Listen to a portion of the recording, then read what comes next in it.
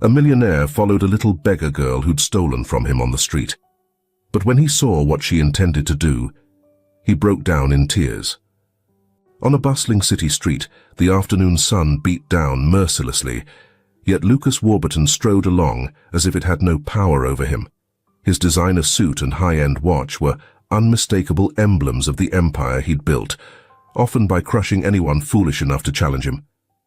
At 45, his prematurely silver hair and eyes as cold as onyx commanded an aura of respect and fear wherever he went. He was about to make a call when a slight jostle interrupted him. At first, he paid no mind. The sidewalk was crowded. But a moment later, when he reached into his suit pocket, his expression darkened. His wallet was gone. Spinning on his heel like a coiled snake ready to strike, his gaze locked onto a small figure slipping away. "Stop right there, you thief!" he roared, his voice booming down the street and drawing the attention of passers-by. "You don't know who you're messing with." The girl, quick as a frightened cat, bolted deeper into the crowd, darting skillfully around people. A kid, he thought, his anger surging as he realized it. A child had dared to steal from him. His wounded pride quickly turned into a simmering rage, his hands shaking with the intensity. Adjusting his silk tie, with a smirk that hinted at something far darker, he decided the police weren't necessary. No, that would be too easy. "Get back here, you little rat," he bellowed, launching into a chase. People quickly stepped aside as they saw the towering, enraged man charging forward. Vendors scrambled out of the way as the girl dodged their stalls, sending items tumbling in her wake. Lucas trampled over the fallen merchandise without a second glance, his eyes locked on her. "Run while you can," he muttered under his breath, voice low and dangerous. "The farther you go, the harsher your lesson will be." The businessman pressed on, each step steady and powerful, his breath controlled by years of boxing at his exclusive club, and his resolve unwavering. Each time the girl glanced over her shoulder, he saw the rising panic in her wide, dark eyes. "Don't bother trying to run," he taunted, relishing the fear that twisted her face. "I could chase you all day, you little street rat." The chase took them through ever-narrowing alleyways, thick with the scent of food and the bustling noise of people, elements Lucas found utterly revolting.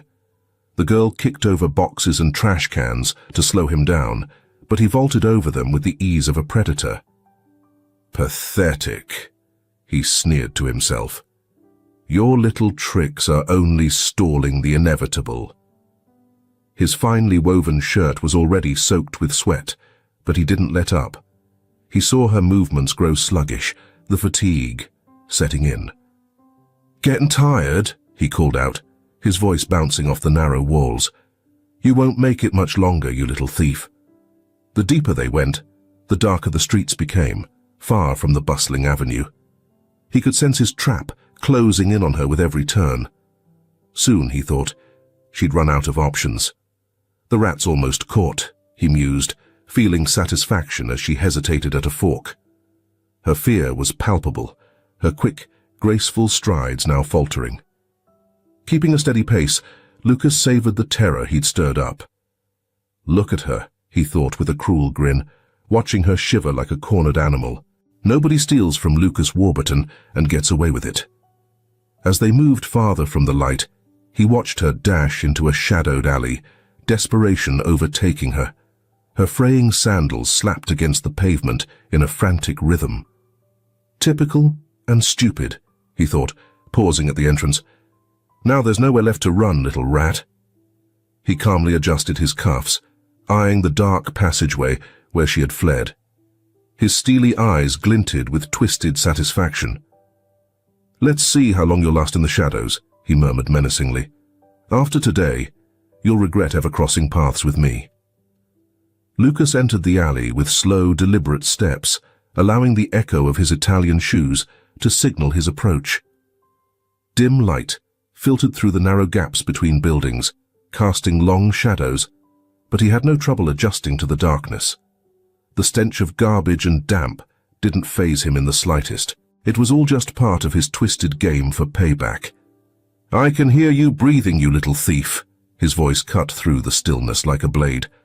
"Your heart must be pounding as loud as those coins you snatched from me." The rustling of bills and the clinking of coins caught his ear. Moving closer, Lucas spotted the girl, crouched behind a rusted trash bin. She was nervously counting the stolen money, her dirt-streaked fingers fumbling over the cash. "What a scene," he sneered with a malicious grin. "Counting your stolen loot like a rat with its crumbs." Jenny froze at the sound of his voice, clutching the crumpled bills in her thin, trembling hands. Sweat trickled down her grimy face, mingling with the grime of the alley. Her terrified eyes locked on the towering figure, blocking her way out. "Please, sir," she stammered, her voice barely a whisper. I didn't mean to." "I just needed." Lucas laughed, a cruel sound that echoed off the alley walls. He moved forward, watching her shrink even further back. A faint light spilled in from the street, casting shadows on his face and emphasizing his scornful look. "Do you even know how much this suit costs? The one you dared to touch with those dirty hands," he taunted, straightening his cuffs. "More than you could steal in a whole year." Jenny made a frantic attempt to dart past him, her scrawny legs pushing her forward like a panicked deer. But the cracked pavement had other plans. "No, no!" she cried as her foot snagged in a hole. "Please, no!" She hit the ground hard, a cry of pain escaping her dry lips. Her knees scraped against the rough asphalt, tearing her worn clothes and the skin underneath. Blood stained the torn fabric, but the terror she felt outweighed the sting. "Get up, get up!" her mind screamed in panic. "You have to run." Lucas watched, savoring the moment, his steps slow and measured, like a cat toying with its prey, savoring every second before the final strike. Jenny's quiet sobs were like a twisted melody to his ears. "How disappointing," he sneered, pausing just a few feet from her. "I thought street rats were supposed to be quicker." She tried to crawl away, but pain flared in her knee, sharp and relentless. Blood trickled down, pooling into small dark spots on the grimy pavement. Her hands trembled uncontrollably as she struggled to lift herself. "Please, sir," she begged, thick tears cutting streaks down her dirt-smeared face. "I can explain." The sleek leather wallet had slipped from her grasp in her fall, scattering cash and cards across the dirty alley. Lucas stooped to pick up his belongings, his gaze never leaving the terrified figure crouched before him. "Explain?" he asked, feigning interest. "Explain how you thought you could get away with stealing from me, Lucas Warburton. Go on. This should be good." The distant wail of sirens made Jenny shrink even further. Her sobs filled the empty space around them, blending with the sounds of the city just beyond. Her injured knee throbbed, but it was the fear pounding in her chest that consumed her. "Please don't turn me in," she whispered desperately, her voice cracking. "My mama, she's dying." Lucas paused, raising a brow in a mix of surprise and doubt. He watched her tears flow, leaving wet streaks on her grimy cheeks. "A sob story to sway the bad guy," he mocked, his tone soaked in sarcasm. "You really think that's going to work? That I'd actually believe that?" Gathering what little strength she had left, Jenny forced herself to meet his icy gaze, her hands clenched, knuckles white. Her voice shook, each word broken by sobs. "It's not a lie," she stammered. "Please, she needs medicine." Lucas adjusted his silk tie, a habit revealing his discomfort with the strange turn of events. Her cries reverberated in the alley, chipping away at his steely exterior. "And why would I believe you?" he demanded, his voice still cold but with a faint, barely noticeable waver. "Why not rob a pharmacy then?" The sirens grew louder, making Jenny's panic spike. Blood from her knee stained the concrete beneath her. She pressed her back against the cold wall, looking even smaller and more vulnerable. "Please, Mr. Warburton," she whispered, her voice almost disappearing. "The medication costs a fortune, and without it she'll die. I'd do anything for her. I know stealing is wrong, but losing her, I just can't." The young girl's voice cracked, her large, tear-filled eyes pleading. Lucas stepped closer, his imposing frame casting a dark shadow over the small, curled-up figure. In the dim alley light, her tears glistened on her dirt-streaked face, adding a fragile, desperate gleam. He was a powerful man, a seasoned businessman, known for making hard choices without a second thought. Yet, here he was, at a strange crossroads. "So, little thief," he said in a dangerously calm voice, "why shouldn't I call the police right now?" Jenny lifted her tear-stained face, her dark, pained eyes meeting his with a last, silent plea. Her whole body trembled, a mix of pain, fear, and overwhelming desperation. "If I go to jail," she managed through the sobs, "who will look after her? My mom. She has no one but me."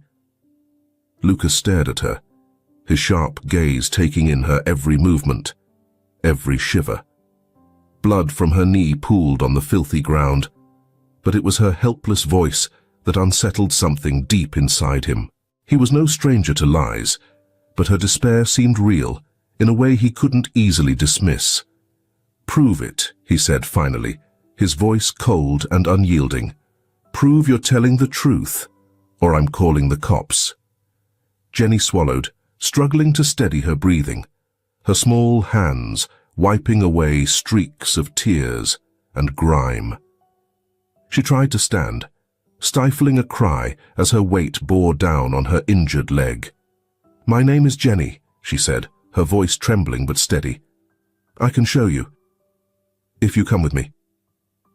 Lucas chuckled humorlessly, adjusting the sleek watch on his wrist, his impatience evident. Following a street kid to who knows where seemed absurd, but something about her resolve, the way she said her name, struck a chord. "If this is a setup," he warned, his tone menacing, "you'll wish the cops had gotten to you instead." Jenny limped toward the edge of the alley, each step a testament to her stubborn resolve, her pain masked behind a flicker of hope. Blood was still seeping from her knee, leaving a dark trail as she pushed forward, refusing to slow down. "It's not far," she muttered, mostly to herself. "Hang on, Mom, I'm coming back." As they moved deeper into the neighborhood, the surroundings grew shabbier. Lucas took in the sight of crumbling buildings, broken windows, and litter-strewn sidewalks with an increasing sense of unease. His Italian suit and polished shoes felt painfully out of place against the backdrop of poverty. "Where exactly are we going?" he asked, his voice edged with a note of worry. "This doesn't seem like the type of area where you'd find high-priced medicine." The girl stopped outside a small, dimly lit pharmacy. Through the dusty windows, he could see shelves that were sparsely stocked. Her hands trembled as she pointed. "The meds. They're in there," she said, her voice catching. "Each box is really expensive, and she needs 3 a month. That's what I was trying to get." The shop was cramped and dimly lit, with dust covering the mismatched products on the shelves. A weary-looking pharmacist glanced at Jenny, his eyes narrowing slightly as he noticed her torn clothes and scraped knee. "My mum's medicine," she said, her voice unsteady. 3 boxes of the—" "I'll handle it," Lucas interjected, reaching for his wallet. As he flipped through a stack of large bills, he saw the pharmacist's eyes widen at the sight. The girl stood quietly beside him, her fingers clutching the frayed hem of her shirt. You're paying for my mum's medicine?" she asked, barely holding back tears, her young eyes filled with gratitude. Without addressing her directly, Lucas turned to the pharmacist.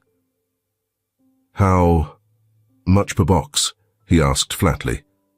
The counter employee, obviously impressed by the well-dressed man in front of him, stammered out the price. Lucas nodded, placing the full payment on the counter without hesitation. "How long has your mother been sick?" he asked, his eyes averted, avoiding her question. Jenny swallowed, watching the pharmacist hurry to gather the boxes. 3 months, she whispered, her gaze locked on the medicine now in front of her. "At first, we could manage. But then..." Her voice broke, and she wiped away a tear with her dirty hand. "Insurance won't cover it, and each box costs more than a month's rent." Lucas slipped the change into his pocket and took the bag of medicine, his face a steady mask.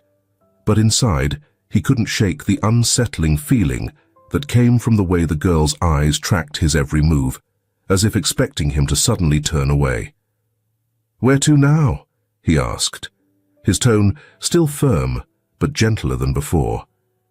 "And don't try anything funny," he added. Jenny limped over to the door, clutching the bag of medicine to her chest like it was the only thing keeping her together. Her hands trembled slightly as she pointed out the direction. "It's close by," she said, her voice carrying an urgency that hadn't been there moments before. "Mum needs it right away. She wasn't doing too well when I left." The walk to Jenny's home was brief, but each step felt heavier than the last. Her aging structure loomed over the nearby, equally worn-out buildings like a shadow, with walls that alluded to better times long since past. Jenny's anxious gaze darted around as they approached. "This is it," she murmured, her hands shaking as she pushed open the broken door. "Please, don't judge by what you see." Inside, the sight was even more dismal than the exterior. The cramped room was filled with worn-out furniture, and a mix of mildew and something more troubling hung in the air. A hint of sickness. Lucas felt his stomach twist, not from the poverty surrounding him, but from the rawness of it all. "Where's your mum?" he asked, his voice softening as a stillness blanketed the room. Jenny hobbled deeper into the house, her voice rising in desperation as she called for her mother. The silence that echoed back tightened her chest. Lucas trailed her, his expensive shoes creaking against the decayed floorboards. "Mum?" her voice quivered. "Please answer." The dim light filtering through the dirty windows revealed a sight that chilled them both. In the center of the small living room lay a woman, unmoving. Her dark hair spread out against her pale face, and her lips were tinged a faint purple. "No, no, no," Jenny cried, dropping beside her mother and forgetting the ache in her knee. "Mum, please, wake up, wake up." Lucas stood frozen in the doorway, watching the scene with an expression that defied description. For the first time in years, the powerful businessman found himself utterly lost on what to do.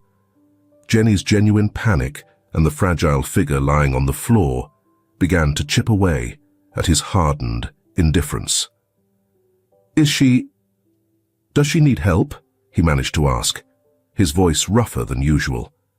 The young girl was sobbing uncontrollably now, her slight shoulders shaking as she clung to her mother. Tears streamed down her face, falling onto Samantha's lifeless one as her small hands frantically sought any sign of life. "Please," she pleaded, her voice cracked with sorrow. "Don't leave me, Mommy. I got the medicine. I'm here." A faint siren broke through the silence, making Lucas flinch. His gaze shifted from the still figure on the floor to the heartbroken girl, and for the first time, the man who had built his empire by crushing others felt the weight of his choices press down on him. If only I had listened sooner, he thought, bitterness filling his mouth. If only I hadn't wasted all that time on revenge. Breaking free from his paralysis, Lucas moved quickly to check Samantha's pulse, his fingers trembling as he touched her neck.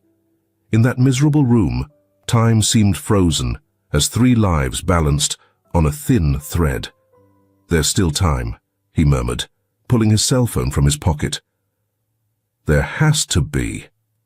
With unsteady hands, Lucas dialed 911, his eyes never leaving Samantha's still form on the floor. Jenny kneeled beside her mother, gently shaking her shoulders, begging her to wake up.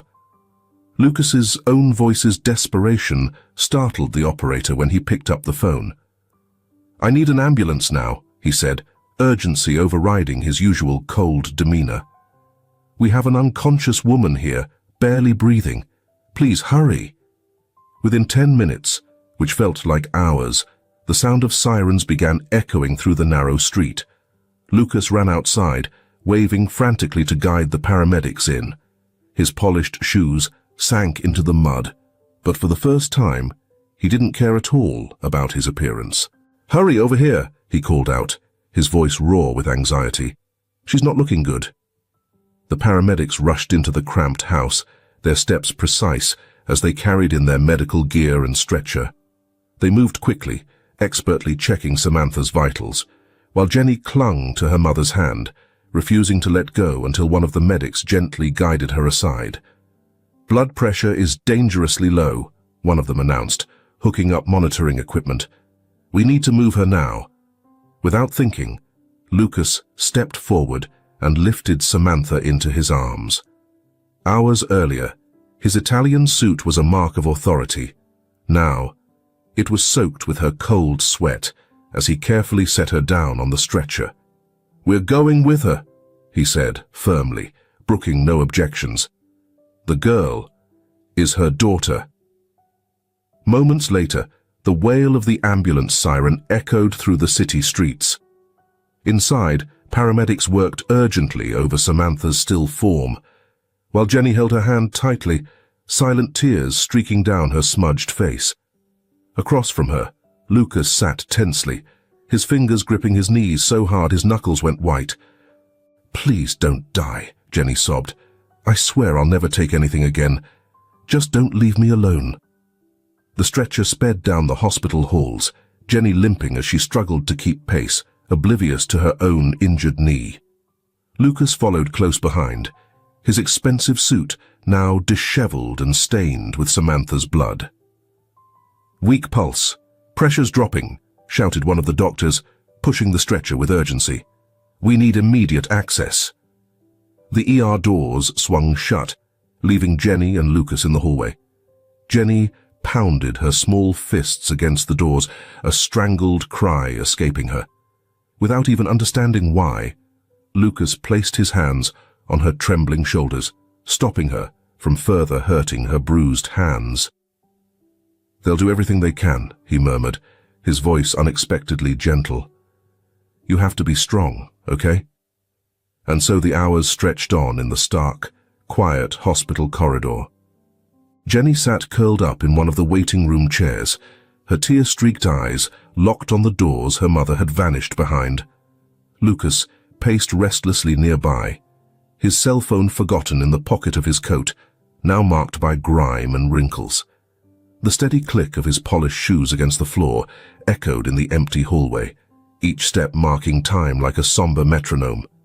"If she dies, because of me," he thought, running a hand through his graying hair. "How can I ever forgive myself?" A nurse approached with a first aid kit, gently insisting on cleaning and bandaging Jenny's knee. Jenny barely felt the sting as the nurse tended to her. Her mind was entirely on her mother. Lucas watched, guilt twisting inside him as he noticed her scraped knee, a painful reminder of her injuries from the escape.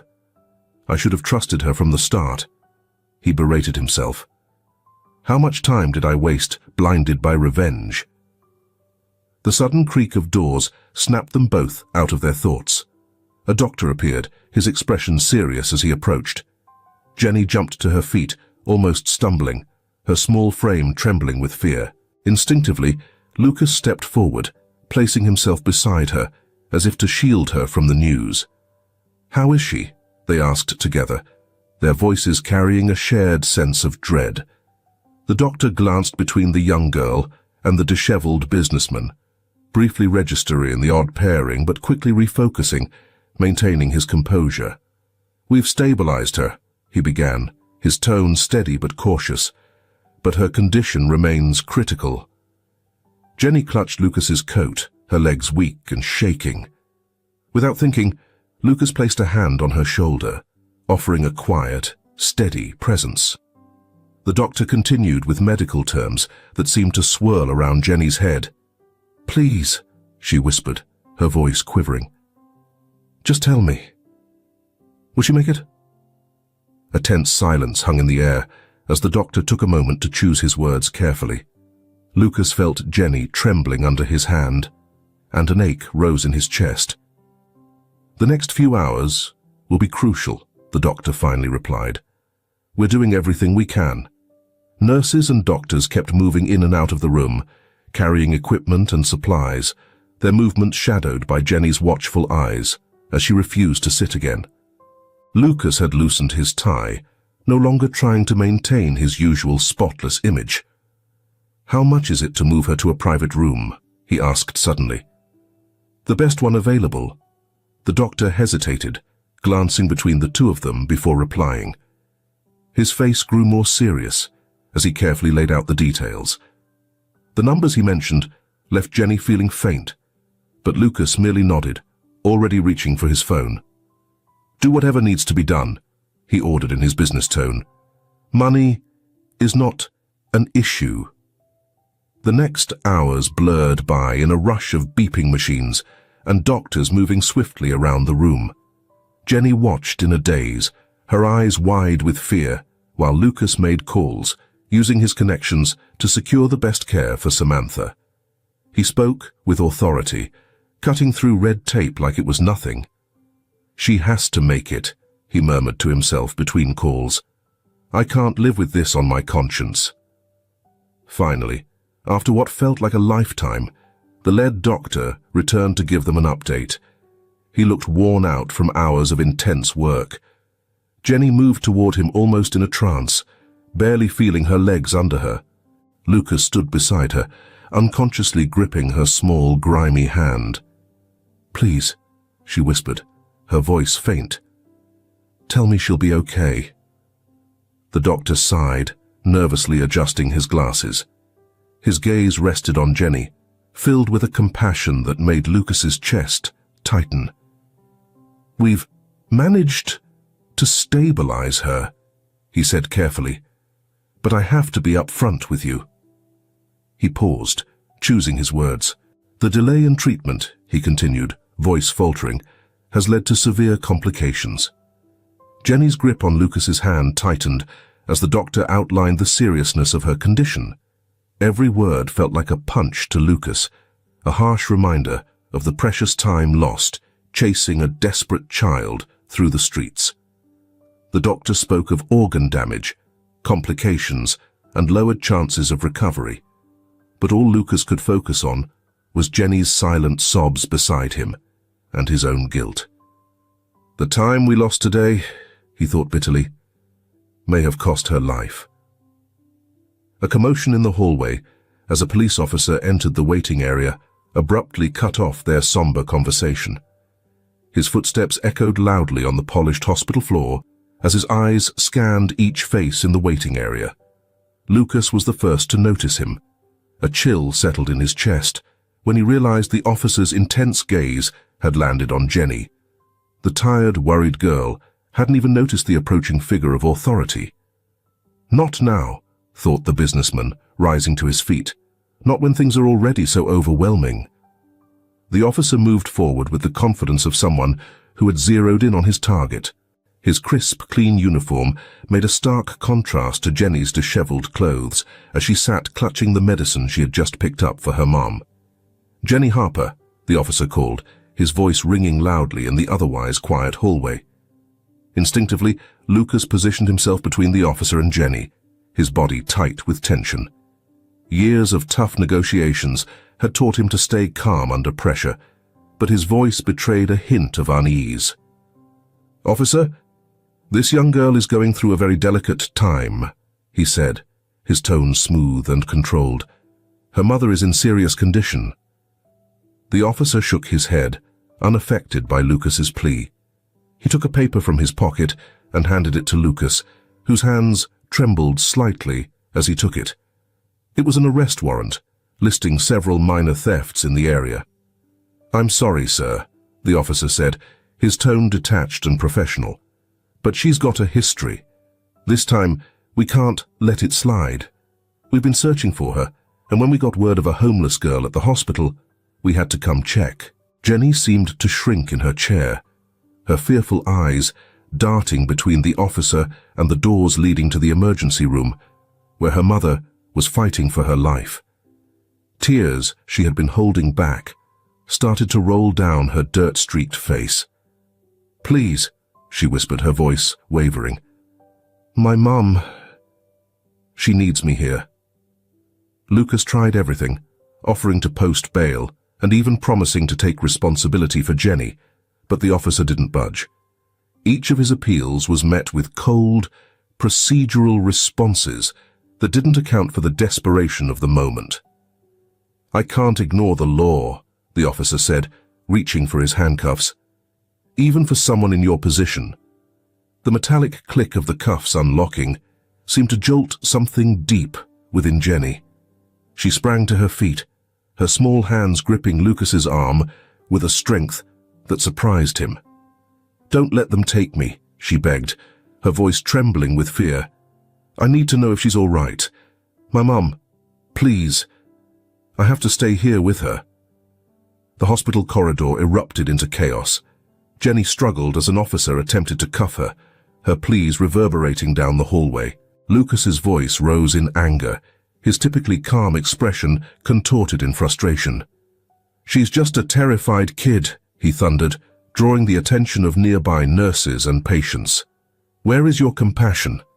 Amid the commotion, a piercing sound split the air as a monitor alarm blared from the emergency room. The doors burst open as a medical team rushed through, shouting, "Emergency!" down the corridor.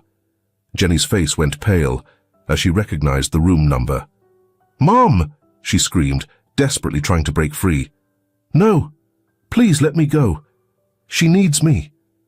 Lucas's heart clenched as he watched her struggle, crying out in despair. The officer held her tightly, though a flicker of doubt passed across his face. More medical staff hurried toward the emergency room with equipment, their voices urgent. "Is this really your duty?" Lucas snapped, bitterness in his voice. "Cuffing a child while her mother's dying." The hallway's chaos seemed to intensify. Nurses darted past with medical carts, doctors called for more medication, and Jenny was pulled toward the exit, her pleas growing more frantic. Lucas looked back and forth between the emergency room and Jenny being led away, anguish settling in. How did it come to this, he thought. The oversized handcuffs made Jenny's thin wrists appear suffocated, and her tear-stained face and scraped knees showed how desperate she was. "Wait, please." Lucas tried once more to say, "Just let her stay until we learn about her mother." But a loud alarm from the emergency room drowned out his words. A doctor emerged from the room, barking orders to get the transfer for Jenny's mother underway. His words were technical, but the urgency in his tone underscored the critical nature of the situation. Jenny caught fragments: cardiac arrest, unstable, risk of death, as she was pulled farther down the hall. "No!" she screamed with all her strength. "Let me stay with her, please!" Lucas stood helpless, watching Jenny's pleas fade as she was led to the police car. At the same time, Samantha's stretcher rushed toward an ambulance, its monitors beeping as doctors shouted instructions. What have I done? Lucas thought, feeling the weight of his guilt grow. If only he'd trusted her sooner. His last image of Jenny was burned into his memory, her tear-streaked face pressed against the glass of the police car, hands bound, watching as the ambulance carrying her mother drove off in the opposite direction.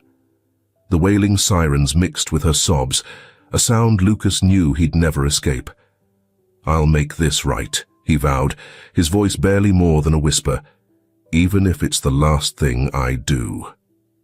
The private hospital was a stark contrast to the chaotic ER they had come from.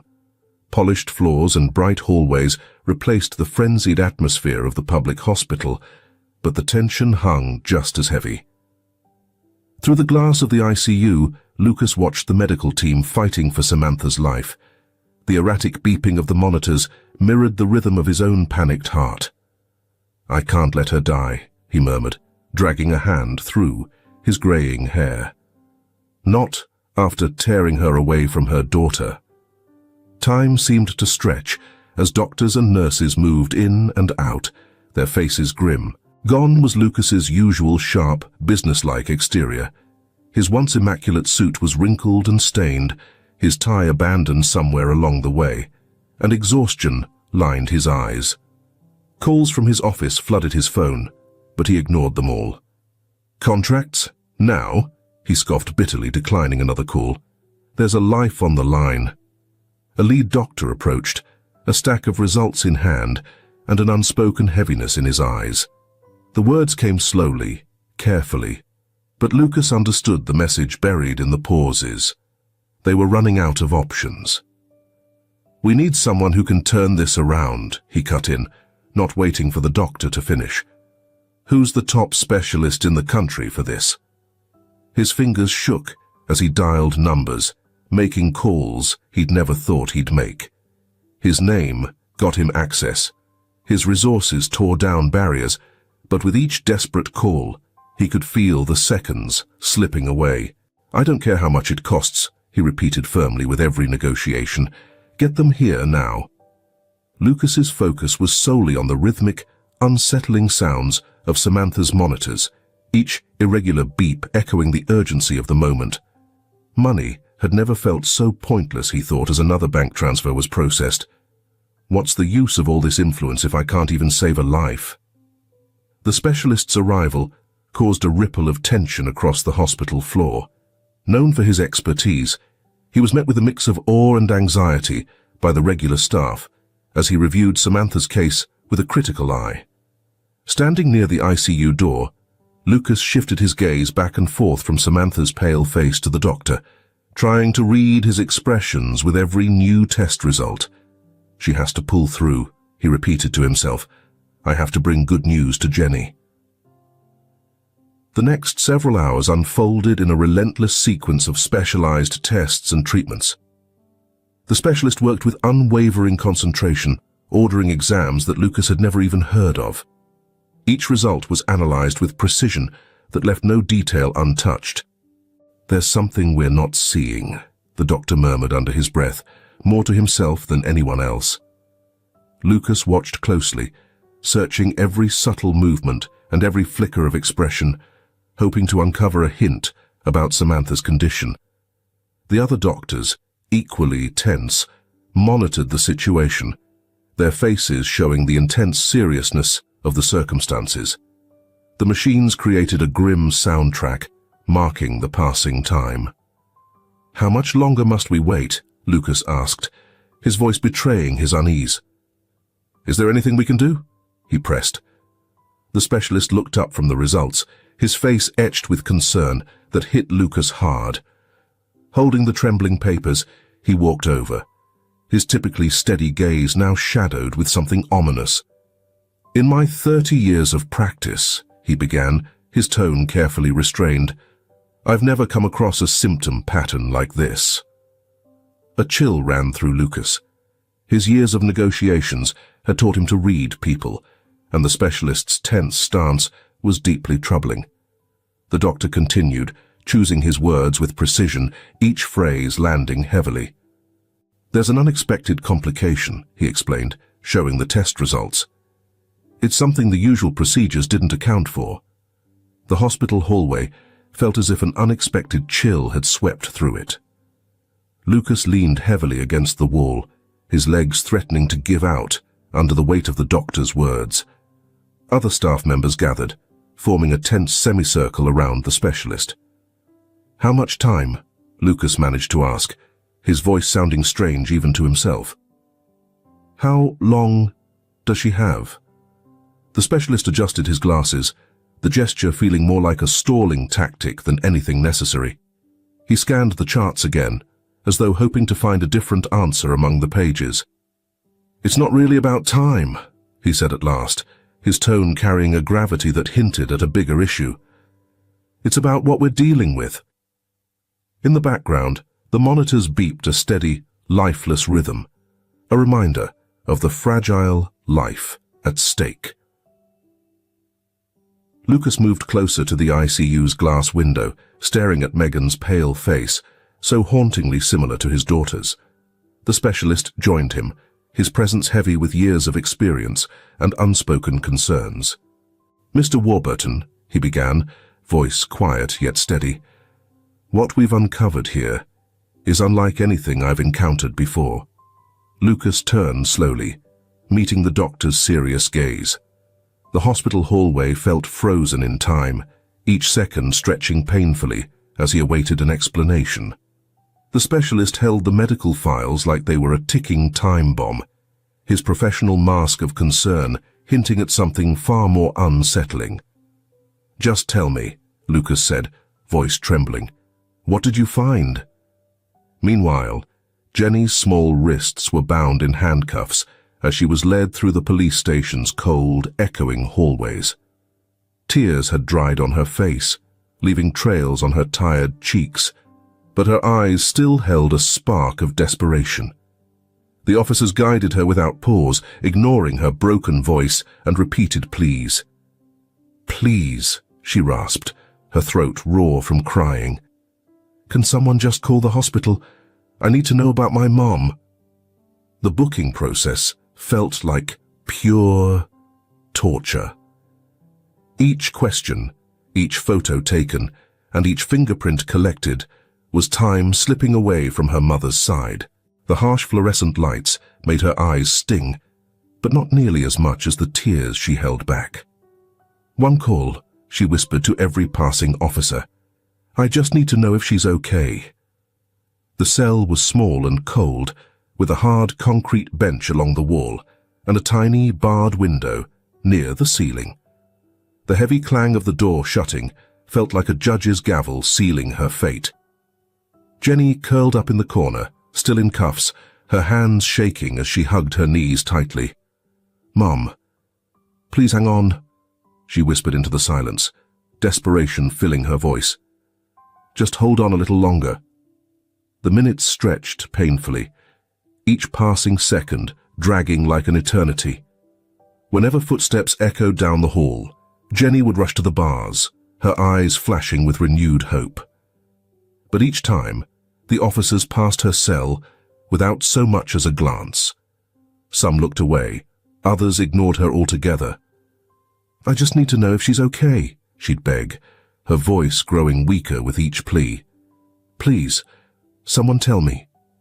Exhaustion pressed down on her, yet she resisted the urge to sleep. Every time her eyes closed, she saw her mother lying lifeless on the floor at home, her face colorless, body still. The sound of her cuffs against the bars as she shifted restlessly was a constant reminder of her helplessness. The agonizing thought haunted her. What if she's gone and I'm not there? At the hospital, Lucas was fixed on the doctor's words, his face paling with each new revelation. Samantha's condition was more complicated than they'd anticipated, a rare mix of factors that made regular treatments useless. The doctor pointed to scattered test results, indicating strange patterns only he seemed to fully grasp. "There might be a way," he said cautiously, "but I have to be upfront about the risks." Standing outside the ICU, Lucas's eyes stayed on Samantha through the glass as the specialist explained her unique case. The steady hum of the monitors and occasional blips only heightened his worry. The test results in the doctor's hands revealed an illness spreading in a way he'd never seen, attacking her body in unpredictable ways. "It's as if each organ's reacting differently," the doctor said gravely. "The usual treatments aren't enough." Running his hands over his tired face, Lucas's mind bounced between Samantha lying unconscious and the haunting memory of Jenny being led away in cuffs. The doctor began describing an option, a new experimental treatment, barely out of the trial phase, and suited for severe cases like Samantha's. "There's a possibility," he said carefully, "but I need to be entirely honest about the dangers involved." The procedure was groundbreaking, but each statement from the specialist carried a sense of doubt. Prior outcomes were scarce, and this kind of intervention had never been tried on a case as advanced as Samantha's. "Her body's severely weakened," the doctor warned, gesturing toward the monitors. "The treatment itself could prove deadly." Lucas stepped closer to the observation window, his gaze locked on Samantha's pale face, so reminiscent of his daughter's. The machines and tubes sustaining her seemed far too delicate for the fight that lay ahead. "And if we do nothing?" he asked, his voice barely steady, dreading the answer. "How long does she have?" The specialist moved beside him, staring at Samantha with the same somber intensity. His expression conveyed everything before he even spoke. "Without drastic action, she won't make it past the week," he replied, his words cutting to the heart of the matter. "Every major organ is shutting down." Lucas watched the heart monitor's faint pulses on the screen, each beat a fragile lifeline. The specialist explained how the experimental procedure would operate, a grueling process requiring Samantha's body to fight as never before. "If she survives the initial step," he added, his tone heavy with caution, "we'll still need to see if her body responds." Lucas closed his eyes briefly, feeling the weight of the decision settle on him. The image of Jenny, crying in the back of the police car, wouldn't leave his mind. "I can't keep stalling," he thought, guilt gnawing at him. Yet the dread lingered. What if the treatment went wrong? The specialist sensed his hesitation and leaned in, his voice lowering. "Mr. Warburton, you must fully understand. Even if she makes it through, her chances of a complete recovery are slim. And the process," he paused, choosing his words carefully, "it's going to be extremely painful for her." Lucas opened his eyes, meeting the specialist's gaze with such intensity that the man took a slight step back. The decision was brutal. Risk the treatment, which could end her life, or watch her slip away slowly and helplessly. "And if she doesn't survive the procedure?" he asked, his voice almost a whisper. "How will I tell Jenny that her mother died while we tried to save her?" The specialist had no response. Only the constant beeps of the machines and the soft hum of the ventilators broke the silence in the ICU. Samantha continued her silent fight, unaware of the heartbreaking choices being made about her life. The doctor finally spoke up, his voice heavy with years of hard-earned wisdom. "If we don't attempt the treatment, she'll die. If we do, she might still die, but there's a chance." Lucas held the specialist's gaze, his own expression fierce and unwavering. "Go ahead with the treatment. Do whatever it takes. Use every resource," he commanded, already reaching for his phone. "I'll go bring her daughter. She has to be here in case—" His voice trailed off, leaving the harsh reality hanging unspoken. The drive to the police station felt like a never-ending ordeal.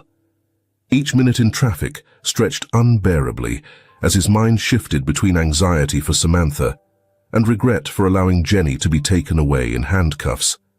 The unusual tension in his typically calm boss caught the driver's attention as he cast a glance in the rearview mirror. "How did I let it get this far?" he muttered under his breath, fiddling with his loosened tie. "How could I have missed this?" The police station loomed ahead, a dull, intimidating building. Lucas entered with purpose, his presence and reputation parting the way that would normally be closed. "I'm here to post bail for Jenny. She was brought in earlier," he announced, his voice carrying down the hallway with authority. "I need her out of here immediately. Her mother is dying, and she needs to be at the hospital now. I'll cover her bail." Jenny sat huddled in a cell corner when she heard footsteps approaching. Her wrists, still bound, were sore and bruised from pounding on the bars, and her face bore traces of dried tears. She looked up as Lucas arrived, a mix of surprise and hope flickering in her eyes. "My mum," she began, her voice raw. "She's alive," Lucas replied quickly, noticing the bruises on her delicate wrists. "I'm taking you to her." The ride to the hospital was enveloped in tense silence, broken only by Jenny's occasional, quiet sobs. Lucas observed her from the corner of his eye, noticing how small and delicate she looked in his leather seat. "There's a new treatment," he said quietly, reassuring her. "The doctors are doing everything possible." The ICU was calm when they arrived, only the steady beeping of the monitors breaking the silence. Jenny ran to the window, pressing her little hands against the cold glass. Lucas gestured to the nurses to allow him and Jenny inside, and they obliged. The nurses helped them prepare, outfitting them with masks, caps, and sterile gowns. "Just a few minutes," one nurse cautioned. "She's very weak." As Jenny approached the bed, it was a sight that took his breath away. Samantha, sensing her daughter's presence, began to move her fingers faintly. With effort, her eyes opened, gradually focusing on Jenny's face. "My sweet pea," she whispered, her voice barely a breath beneath the oxygen mask. "You came back." Jenny gently took her mother's hand, as if it might break. Tears rolled down her cheeks as she forced a smile. "Mum, this is Mr. Lucas," she said, nodding toward the businessman standing by the door. "He paid for the hospital, for the medicine. He's helping us." Samantha slowly turned her head, her gaze meeting Lucas's. In her eyes, he saw a deep understanding, a silent appeal that tugged at his heart. "Please, take care of her. I don't know." Her voice was faint, each word a struggle. "I don't know how much longer I have. She has no one else, please." Lucas stepped closer, his usually stern demeanor softened by the moment's emotion. Samantha squeezed Jenny's hand weakly, her eyes still locked onto his. "Promise," she whispered, her voice fading. "Promise you'll protect my little girl." The monitors began to fluctuate, the numbers on the screen shifting in a troubling way. Samantha's breathing grew shallow, her eyes struggling to stay open. "Be strong," she murmured to Jenny, gathering her last strength. "Mummy loves you more than anything." Jenny leaned over her mother, her tears falling onto Samantha's pale face. Lucas placed a gentle hand on the girl's shoulder, his voice steady with emotion. "I promise," he said solemnly. "I'll take care of her, as if she were my own." Out of nowhere, a piercing alarm rang through the room. The numbers on the screens started dropping fast, while red lights blinked across the equipment. Samantha's grip on Jenny's hand went limp. "Mom," Jenny cried, fear filling her voice. "Mom, please, don't go." Lucas had just enough time to pull her back as the medical team rushed in. The alarms blared louder, and voices shouted orders, calling for supplies. Jenny's last glimpse of her mother was her face, fading behind a blur of white coats as the room burst into a controlled frenzy, preparing Samantha for emergency surgery. Lucas and Jenny were guided into the waiting room, where each second felt like an eternity. Jenny couldn't stop shaking, her gaze fixed on the doors her mother had disappeared through. "She's going to make it, right?" Her voice was barely a whisper as she clutched at Lucas's sleeves. "She has to pull through." Lucas did his best to stay calm for Jenny, though he was struggling himself. Every time the double doors swung open and a medical staff member passed, his heart raced. The businessman, usually so composed and confident, was now speechless, holding tightly to the frightened girl's hand. "She's as tough as you are," he murmured, his voice strained with emotion. "And she's in the best hands." Hours slipped by, each one harder than the last. Jenny refused to move from her place by the door, as if staying close could somehow help her mum. After standing for so long, her legs shook, and Lucas gently helped her to a chair. "You need to rest a little," he said softly. "Your mum will need you to be strong when she's out." As he watched Jenny finally nod off in an uncomfortable position, exhausted from the day's events, Lucas's coffee from the vending machine sat unfilled. Even asleep, her face held a worry no child should carry. How could life shift so drastically in a single day, he wondered, draping his jacket over her small shoulders. Earlier, I was chasing her. Now, I'm all she has. A doctor came out of the double doors, a surgical mask hiding his expression. Lucas jumped up, startling Jenny awake. The doctor walked over to them, his gloves still marked with blood, turning their stomachs.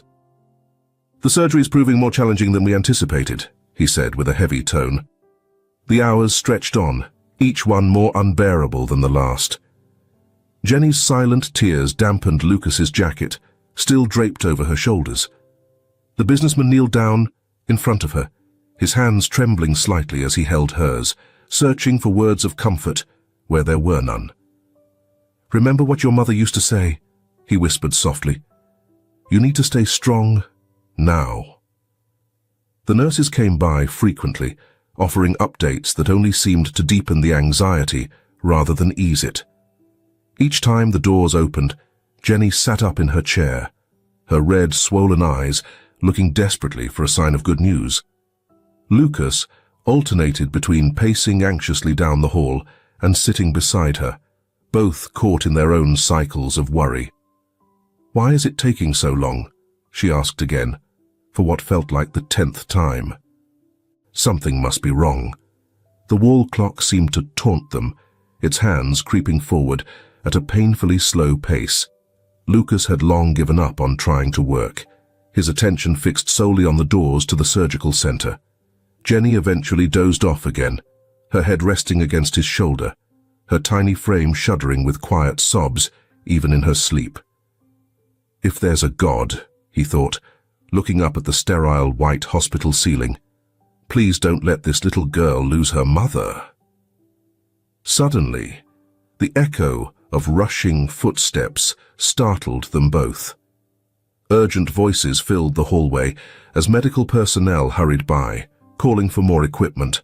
Lucas's heart sank as he caught sight of the tense faces of the team rushing back into surgery. "What's happening?" Jenny asked, panic creeping into her voice. "Why are they running?" The specialist darted through the double doors without pausing, his words echoing back to another doctor. "We need more blood units. Now."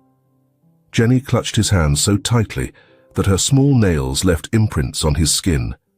"Blood," she whispered, her voice shaking. "Why does she need blood?" Hours turned into a blur of activity. Doctors and nurses streamed in and out, all with tense expressions and hurried movements. Lucas lost track of how many blood bags he saw rushed into the surgical room.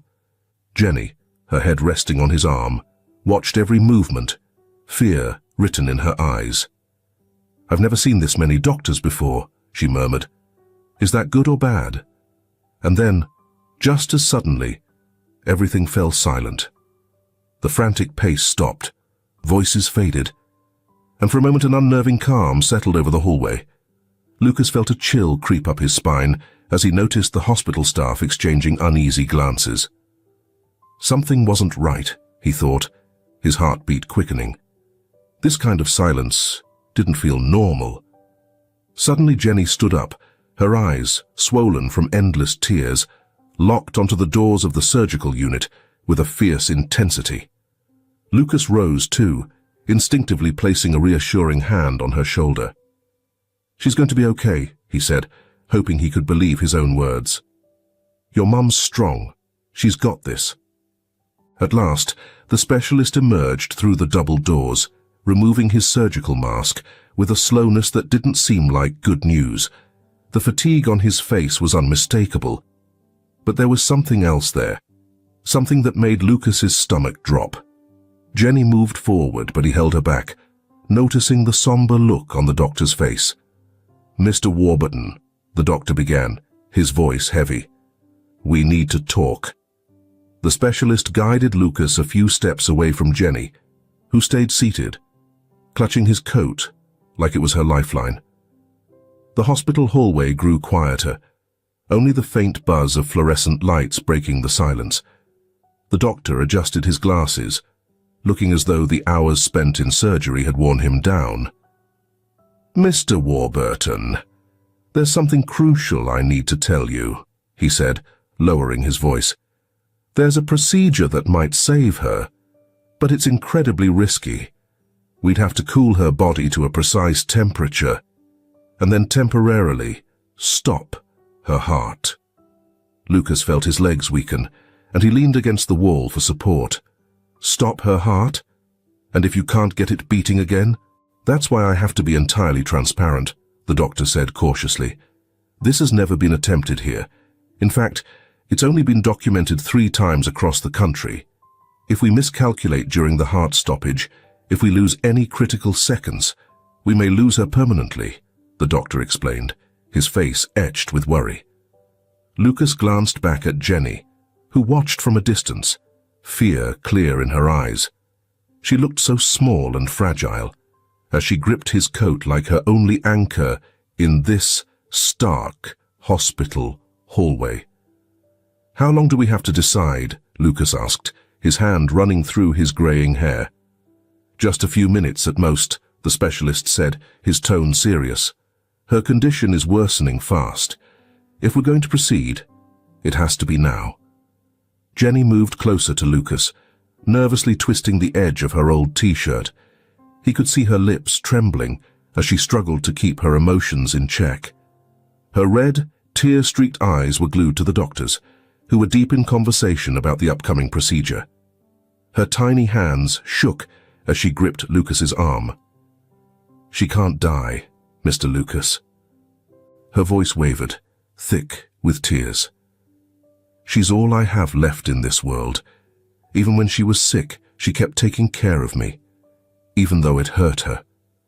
Lucas watched her fight against the tears, her small frame shaking as she tried to hold it together.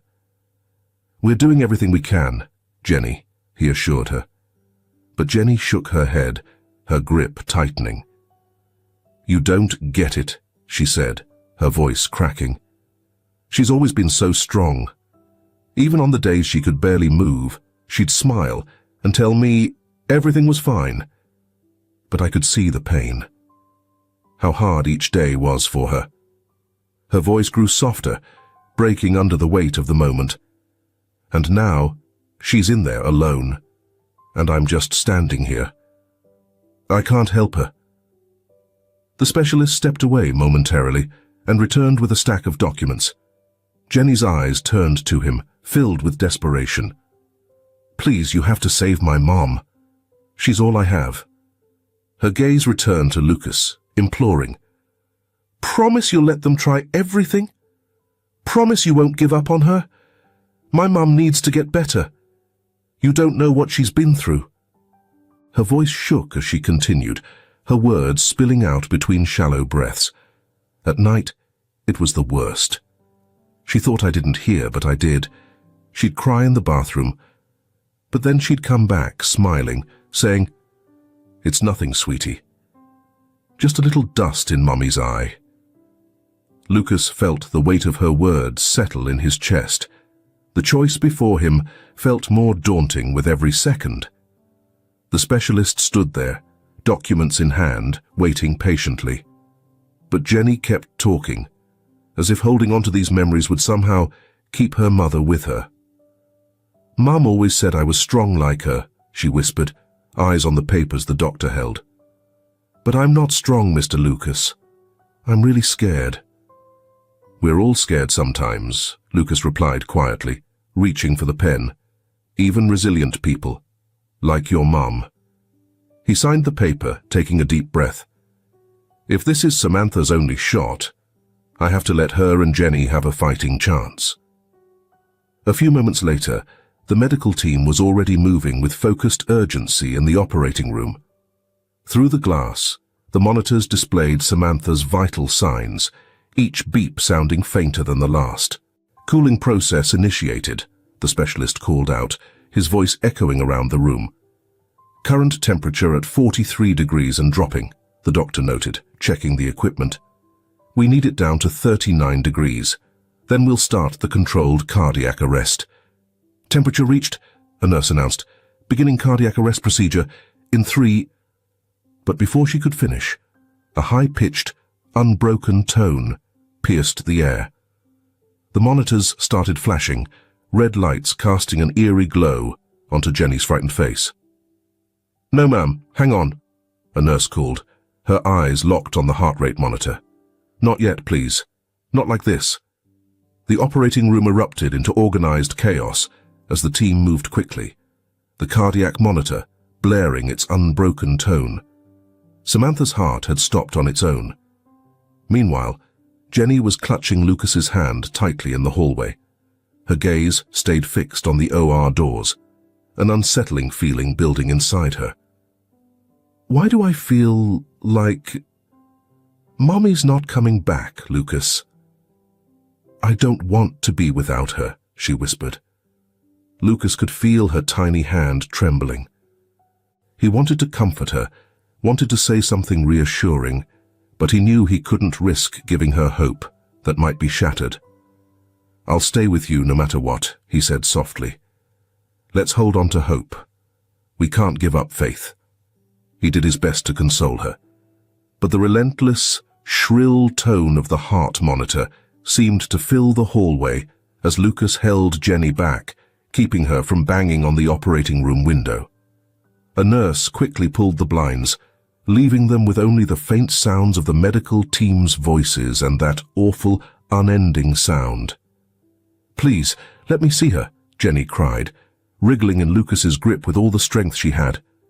"She needs to know I'm here with her." The hospital corridor, usually a haven of order and quiet, had descended into a controlled chaos. Nurses dashed by with emergency carts, the wheels screeching across the polished floor. Doctors were urgently paged through the intercom, their voices reverberating down the hollow hallways. From behind the walls, the specialist's voice, slightly muffled, called out orders. As the defibrillator hummed to life, Jenny shuddered, clutching tightly to Lucas, as if he could shield her from the brutal reality. "I don't want to hear that," she sobbed, covering her ears. "I don't want to hear them hurting her," she whispered, tears filling her eyes. "They're not hurting her," Lucas replied, though his voice trembled. "They're trying to bring her back to you." A nurse hurried out of the room carrying a tray loaded with syringes and medication vials.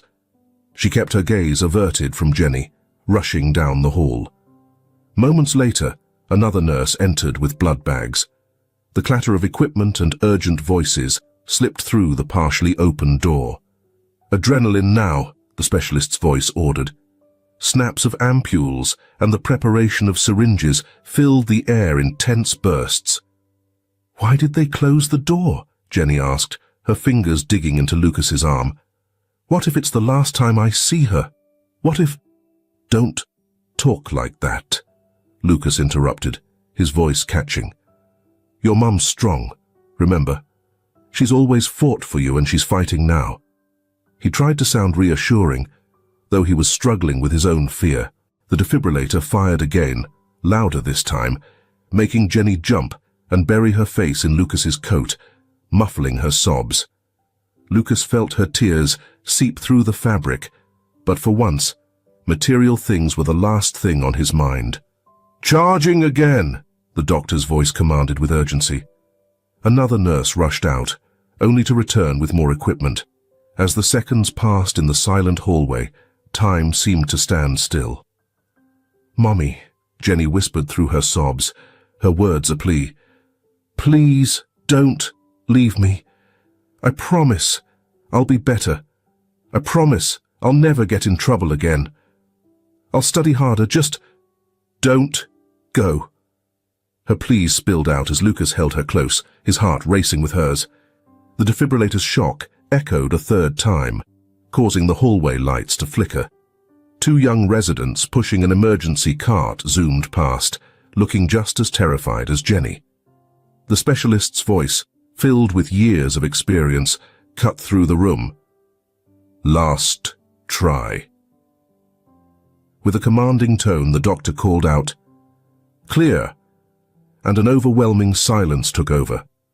Lucas could barely control his breath. It came in quick, shallow bursts. Jenny had fallen silent, as if afraid that any noise might disrupt this critical moment. Then, barely audible, came a faint, uneven beep. It was so soft at first, they almost thought it wasn't real. But then, it happened again, and then again. "We've got a rhythm," the specialist said, his voice sounding both worn and relieved. "Heart rate's weak, but holding. Let's keep a close watch." "Prepare the ICU," he instructed. Jenny dropped to her knees in sudden relief, her legs unable to support her. Lucas caught her, though his own legs were shaky. A nurse stepped over with a small cup of water, her expression one of relief mixed with concern. "Why isn't anyone smiling?" Jenny whispered, noticing the tense, focused faces of the medical team. "If she's back, why are they still worried?" The monitor continued its faint beeping, so soft that everyone strained to hear it. Through the half-closed blinds, Lucas could see the specialist moving rapidly, issuing orders with urgency. "She's back. My mummy's back," Jenny whispered, tears streaking her face. "Please come back stronger. I need you so much." Lucas held Jenny closer, both fixated on the weak, uncertain rhythm of the cardiac monitor. It was a fragile, precious sound, reminding them of the thin line between life and loss. Outside their world, the hospital hallway slowly returned to its regular pace. However, for Lucas and Jenny, time was frozen, leaving only the flimsy, uncertain beeps that held everything they cared about. The specialist eventually reappeared from the operating room, looking worn out and ghostly, his blood-stained gown resembling the scene of a hard-fought battle. Though the corridor seemed calm, the air was heavy with tension, making each breath feel like an effort. After decades of practice, the specialist's hands, usually so steady, trembled as he pulled off his damp mask. "Mr. Warburton," he called out, his voice hoarse from the intensity of the resuscitation effort. "There's one final option, but I need you to understand the risks involved. In Sweden, a research team has been testing a new drug designed for cases like this. The initial outcomes are promising, showing a 60% recovery rate in patients with late-stage conditions." Lucas surged forward, his instincts zeroing in on this sliver of hope. "What does it cost? Where can I get it?" He pulled his phone from the pocket of his stained jacket, barely noticing his trembling hands. "It's complicated," the doctor said, exhaling, as he glanced at the clinical notes on his tablet. "The drug is still in phase 3 of clinical trials. It hasn't been approved in almost any country yet. If we tried to bring it in legally, it could take weeks, even months, with all the paperwork involved." He hesitated, carefully choosing his words. The side effects, they could be severe. Jenny, who had been standing silently nearby, clutched Lucas's sleeve. Her tear-stained eyes darted between the two men. "Why are you talking so softly? Is it about my mum? Please tell me what's going on." Lucas dropped to one knee beside her, paying no mind to his expensive suit. "Listen, sweetheart," he said, holding her tiny hands. "There's a special medicine that might help your mum. It's not going to be easy to get, but I'll get it, no matter what." Standing again, he swiftly dialed a number on his phone. "Hello, it's me. Remember the favor you owe me from the mining case? I need your contact at the Swiss embassy right now. No, it can't wait. It's a life-or-death situation." As he waited for the call transfer, he fired off messages on his second phone, alerting contacts around the globe. The doctor watched Lucas's frantic determination with a mix of admiration and worry. "Mr. Warburton," he tried again. "The side effects. We've seen some severe reactions, rejection, anaphylaxis, even multiple organ failure." In one trial. His voice wavered. The patient didn't make it through the first dose. Lucas seemed oblivious to the warnings, fully immersed in his international network, typing quickly between calls in English, Spanish, and French. Meanwhile, on his second line, he addressed his team in Europe. "The cost doesn't matter," he said, his voice carrying down the hall. "Activate the Geneva office. Get someone inside that lab within 15 minutes. Take the company jet. I don't care what it takes. This can't wait until morning." Jenny sat curled up on one of the hallway chairs, hugging her knees close to her chest. The faint, uneven beeping of her mother's heart monitor seemed to mark each remaining second. "Please hang on," she murmured to herself. "Just a bit longer, Mum." In between calls, the specialist took a brief moment to offer another cautionary reminder. "Even if we secure the medication, there are things you need to be aware of," he began. "We'll need a series of pre-tests, compatibility checks, and careful preparation for the patient. There are significant risks involved." But Lucas interjected before he could finish. "How much time does she have left without the medication?" Lucas asked, wiping the sweat from his brow, his voice tense. The doctor consulted her latest test results, his face serious. "Her organs are failing at a rapid pace. 3, maybe 4 hours at best, but we must acknowledge the risk. An allergic reaction could be immediate and fatal." A nurse walked over, handing more test results to the specialists, each flagged in red. After a quick scan, his face grew even grimmer. "Her condition is declining faster than we anticipated. The left kidney is already unresponsive. The right one—" "I'm on it," Lucas interrupted loudly, cutting off the doctor. "The lab agreed to release a dose. My pilot's taking off from Geneva in 10 minutes, and James is securing the regulatory clearances." The next 2 hours were an agonizing wait. Every 15 minutes, Lucas received updates on the plane's location. Jenny stayed by his side, gripping his arm as though he was her last lifeline. "Do you think it will get here in time?" she asked, her voice small and full of fear. "What if it doesn't make it? What if—" "It'll be here," Lucas assured her, with confidence he was struggling to feel. "I've got influential friends in Europe. They're making sure of it." The specialist, using the waiting time, prepped his team and prepared a room equipped with every possible emergency device to administer the medication safely. Jenny's anxiety grew with every new monitor that beeped and clicked. "Why do they need so much equipment?" she asked, gripping Lucas's hand tighter. "Is it really that dangerous?" Before anyone could respond, the loud whir of blades cut through the silence. A helicopter touched down on the hospital's helipad, carrying the precious cargo. Lucas exhaled a breath he hadn't realized he was holding. The courier arrived moments later, breathless, and carefully handed over a refrigerated case containing the life-saving dose. The tiny vial, no bigger than a thumb, seemed far too small to justify the massive effort it had mobilized. "Last chance to back out," the specialist cautioned, readying the medication. "Once we begin—" His voice trailed off.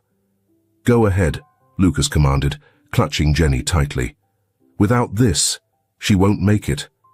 I know the risks, but I'm willing to do whatever it takes for her to survive. And I expect the same from you." In the first tense minutes following the injection, everyone watched silently. Samantha's heartbeat, which had been weak and irregular, grew stronger, and a slight pink hue returned to her cheeks. "It's working," the doctor exclaimed, surprised at how fast the drug was kicking in. "Her heartbeat's getting stronger." But relief only lasted a mere 43 seconds. Suddenly, the monitors erupted into ear-piercing alarms. Samantha's face, which had shown signs of life moments ago, started to flush with red blotches, spreading like wildfire. Her throat visibly swelled, distorting her face. "Severe allergic reaction," the specialist shouted. "Get adrenaline, corticosteroids, intubation, stat," he barked. Hearing the chaos, Jenny rushed to the window of the surgery room, peering inside. She let out a cry as she saw her mother's body convulse on the bed, while the monitor's alarms filled the room in an overwhelming chorus. Lucas wrapped his arms around Jenny to stop her from bolting into the room, his own heart pounding with terror. The blinds snapped shut, leaving them in darkness, with only the sounds of alarms and frantic commands filling the air. The drug that was meant to save Samantha now seemed to be turning into her doom. "Stop!" Jenny cried, pounding on Lucas's chest with her little fingers. "Make them stop! She's hurting! My mom is hurting!" she begged. The specialist moved forward with a syringe of adrenaline, his movements precise amidst the commotion. Samantha's body shook violently on the bed, the tubes and sensors nearly snapping loose with each tremor. Her face and neck were covered in angry red welts, turning her features into a mask of grotesque, allergic agony. The medical team moved with intense urgency, each person performing their task with the swift accuracy that only experience could bring. "Her oxygen levels are plummeting," a nurse shouted, her eyes glued to the monitor. "We need to intubate now, or we're going to lose her." The specialist didn't hesitate, quickly setting up the necessary equipment. "We have no choice," he said firmly. "If we don't act now, her airways could close completely." The next few minutes were a frantic race against the clock. Samantha's throat continued to swell, making the intubation increasingly challenging. The specialist remained composed, though sweat dotted his forehead as he carefully maneuvered the tube. The other doctors watched intently, understanding that even the smallest mistake could be fatal. Outside the room, Jenny's desperate cries echoed through the ICU hallway, breaking through even the thick walls. "Please, Lauren, work with me," the specialist murmured under his breath, inching the tube with meticulous precision. "I know you're struggling, but I need you to let me help." "Her blood pressure's climbing," the resident called out. "The adrenaline's kicking in." Samantha's body was still convulsing, but her movements were beginning to weaken. The angry red blotches on her skin started to fade, though they still covered most of her body. In the hall, Lucas held Jenny back, stopping her from rushing into the room. His heart raced as he watched through the narrow door window. "Why is she getting so still?" Jenny asked frantically, her fingernails digging into Lucas's arms. Is she... "No, sweetheart," Lucas replied, his voice shaky. "The doctors are getting things under control." The hours that followed were a blur of emotions. Every new dose of medication had the medical team on edge, fearing another reaction. The specialist stayed close to Samantha, his eyes constantly on her vital signs, reading every subtle change. At last, the red splotches on her skin began to fade, leaving her skin pale and marked. "Her vitals are stabilizing," a nurse reported after another check of the monitors. "But she's still very weak. Keep a close eye," the specialist instructed. "We're not out of the woods yet." As dawn broke, Samantha's fingers gave the faintest twitch, so small it nearly went unnoticed. The specialist was by her side in seconds, shining a flashlight in her eyes. Minutes later, Jenny, finally allowed into the room, held her mother's hand tightly, as though clinging to life itself. "Mom," Jenny whispered, her cheeks streaked with the traces of dried tears. "Can you hear me? Easy, kiddo," the specialist coached gently. "She's still under heavy sedation." Samantha's eyes fluttered open, hazy and bewildered. A breathing tube kept her from speaking, but when her eyes met Jenny's, it was like, for a second, everything was okay. Standing by the doorway, Lucas felt a tightness in his throat, moved by the simple love shared between mother and daughter. But then he noticed something unsettling in Samantha's gaze, a panic that didn't seem tied to the tube. "Something's not right," Lucas muttered, stepping closer. "Look at her eyes." The specialist quickly began examining Samantha. "Samantha, are you feeling any pain?" Her eyes filled with mounting fear as she began reaching frantically, trying to touch her legs. The specialist's face grew tense, and he immediately started running basic neurological tests. With each test that yielded no response, his expression darkened, while Samantha's attempts to gesture only grew more desperate. "Doctor," Lucas's voice broke with worry. "What's happening to her?" The specialist's response was calm, but barely concealed his own concern. "We need to run more tests." The following moments stretched unbearably. The specialist tapped various points on Samantha's legs, testing reflexes and sensitivity, but there was no reaction. Jenny, watching intently, clung tightly to the bed railing, her small body quivering each time the doctor's face grew more serious. Lucas put a reassuring hand on Jenny's shoulder. "Why aren't her legs moving?" she whispered, her voice almost too soft to hear. "Doctor, why is my mum crying?" Her eyes, filled with tears, reflected the same pain her mother seemed to be experiencing. "I need to speak with both of you," the specialist said, motioning them aside. "If you feel your heart is touched, please comment and let us know the birthday of your beloved one. Every love deserves to be honored." Now, let's continue today's story. The truth struck hard, and without mercy. He explained the neurological damage in solemn detail. A severe lack of oxygen during the crisis, combined with the prolonged seizure, had caused significant spinal cord injury. Jenny listened, silent and wide-eyed as Lucas wrapped his arms protectively around her. She won't be able to walk again, will she?" Jenny finally asked, her voice thick with tears. "We're doing everything we can," the specialist assured. "But right now, she's unable to move." The breathing tube muffled Samantha's quiet sobs, which filled the room with a sorrowful intensity. Her gaze lingered on her unresponsive legs, eyes brimming with tears that streamed down her pale face. Jenny rushed to her mother's side, gripping her hand tightly, while Lucas stood frozen, weighed down by guilt. The specialist observed the family with a heavy heart, aware that their lives had irrevocably changed. "This is my fault," Lucas thought, raking his fingers through his graying hair. "If only I had trusted her from the start." The specialist's calm voice cut off his train of thought almost as if he could read his mind. "This isn't anyone's fault. Sometimes, saving a life demands sacrifices we can't foresee."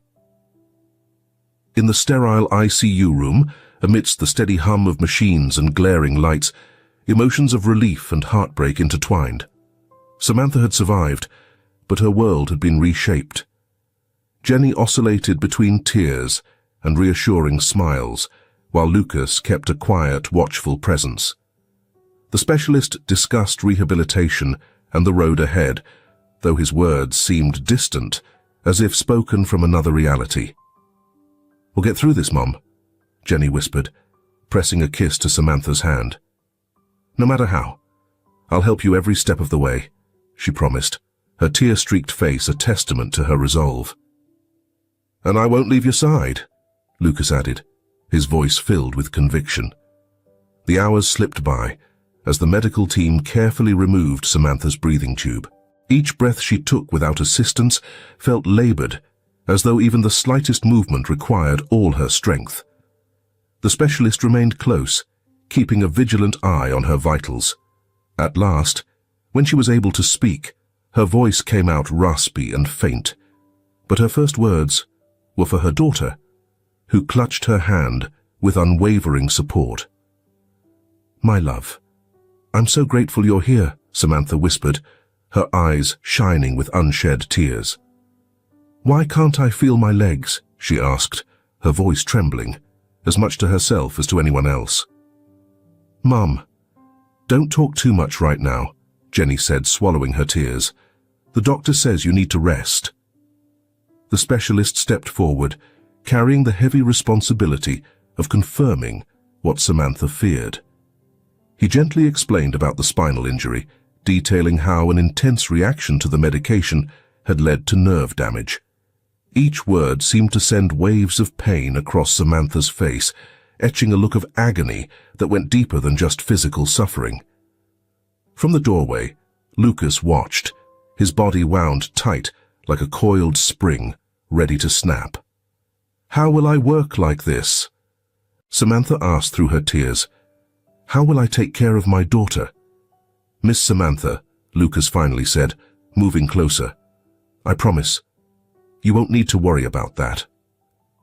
But suddenly, Samantha shifted restlessly in her bed, her words becoming fragmented and scattered. Her once pale cheeks turned a flushed red that quickly deepened.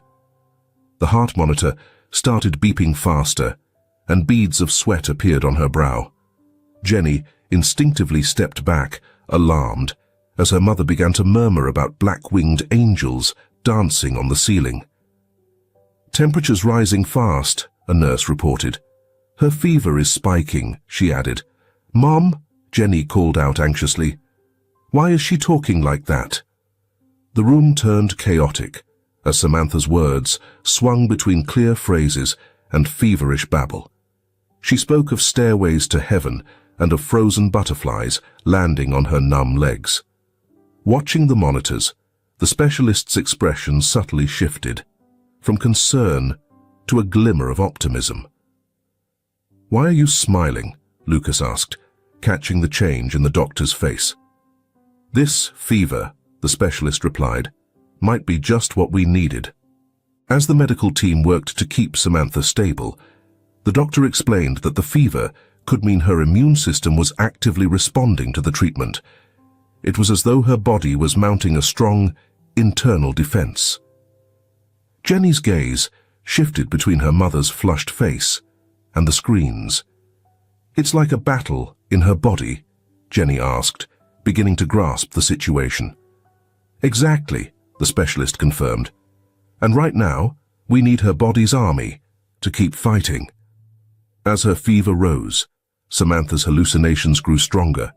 She began singing lullabies, reaching for invisible things in the air.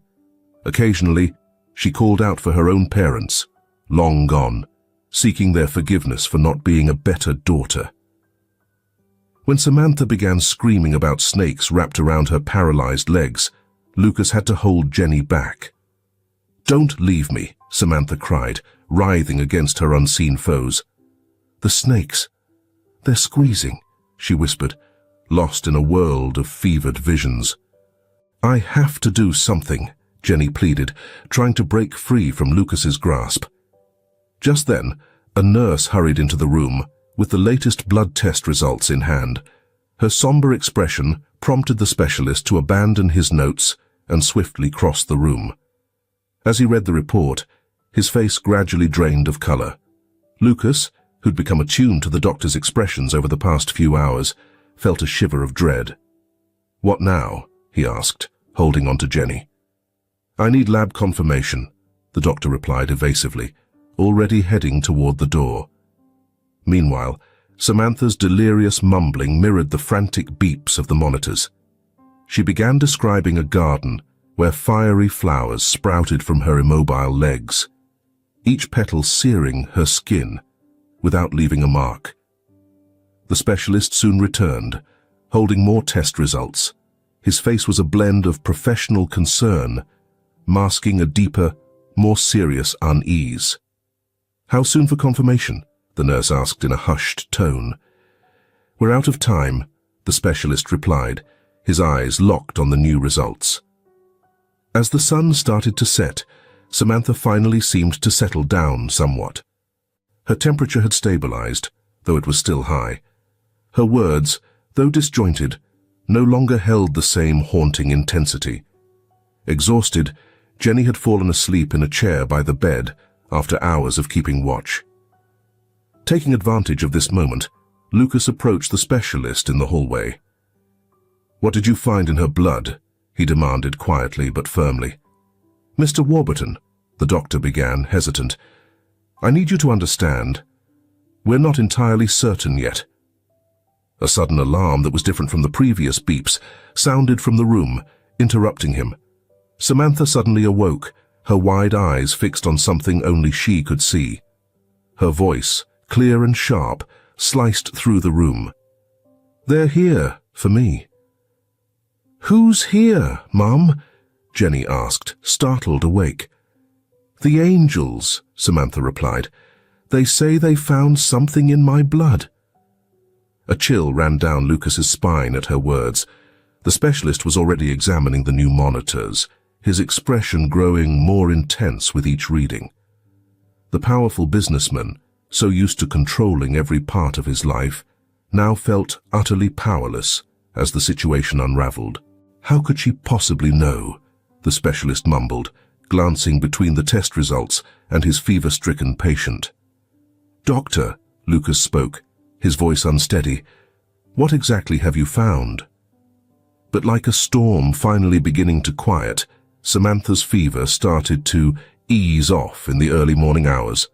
The monitors recorded a gradual yet consistent drop in her temperature, each small decrease feeling like a little victory.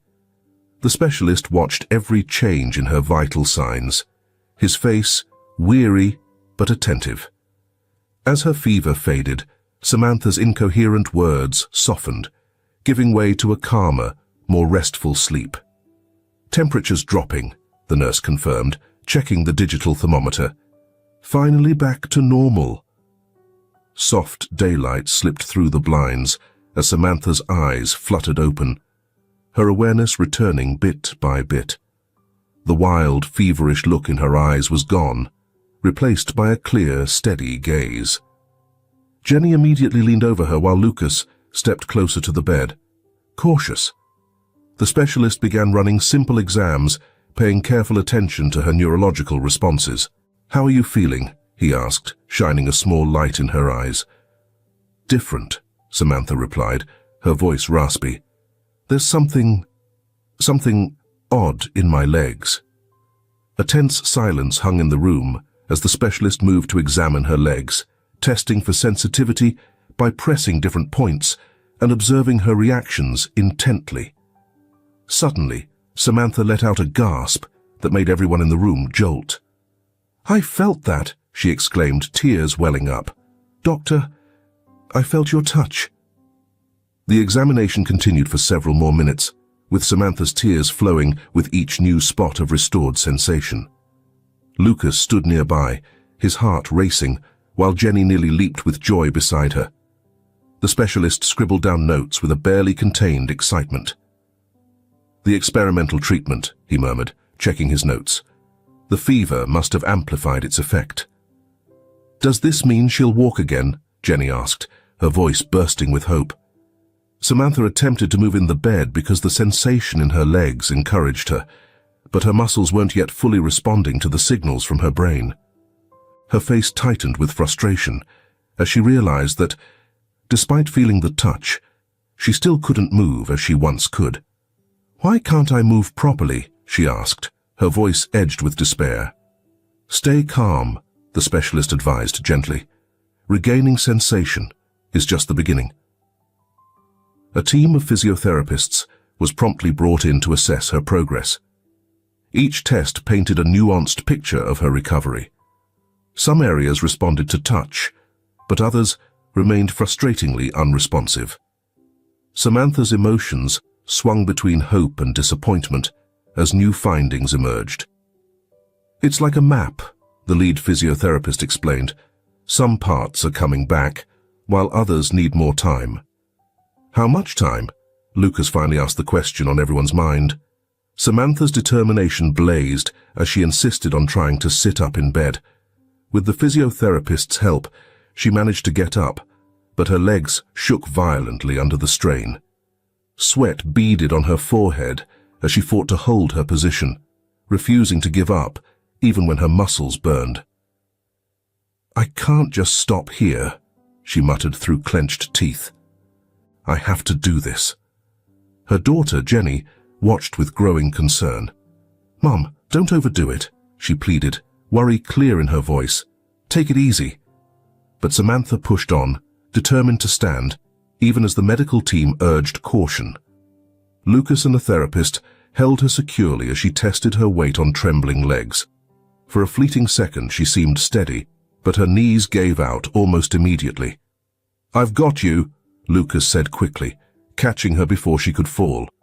"I won't let you fall," he reassured, relieved. Samantha, however, was inconsolable, frustration spilling over as she whispered, "But I need to." The exercises that followed were planned with greater care. The team outlined a gradual recovery program, beginning with basic movements in bed. Every tiny success was celebrated. Every inch of regained motion was a victory. Jenny stayed by her side, cheering her on with every attempt. "It's like learning to walk all over again," the physiotherapist explained. "Each little step forward counts," she added. "But I'll get there, right?" Samantha asked, worn out after yet another session. As the day went on, the medical team continued their evaluations. Meanwhile, Lucas stepped out to make calls, arranging for specialized therapy equipment to be delivered to the hospital. When he came back, he found Samantha resting lightly and Jenny animatedly sharing with a nurse all the places she planned to take her mum once she was back on her feet. "She's as tough as you," Lucas whispered to Jenny. "She'll beat this."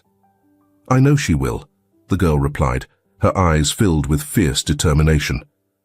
"My mum never gives up." The specialist meticulously reviewed the most recent tests, comparing them to his earlier notes.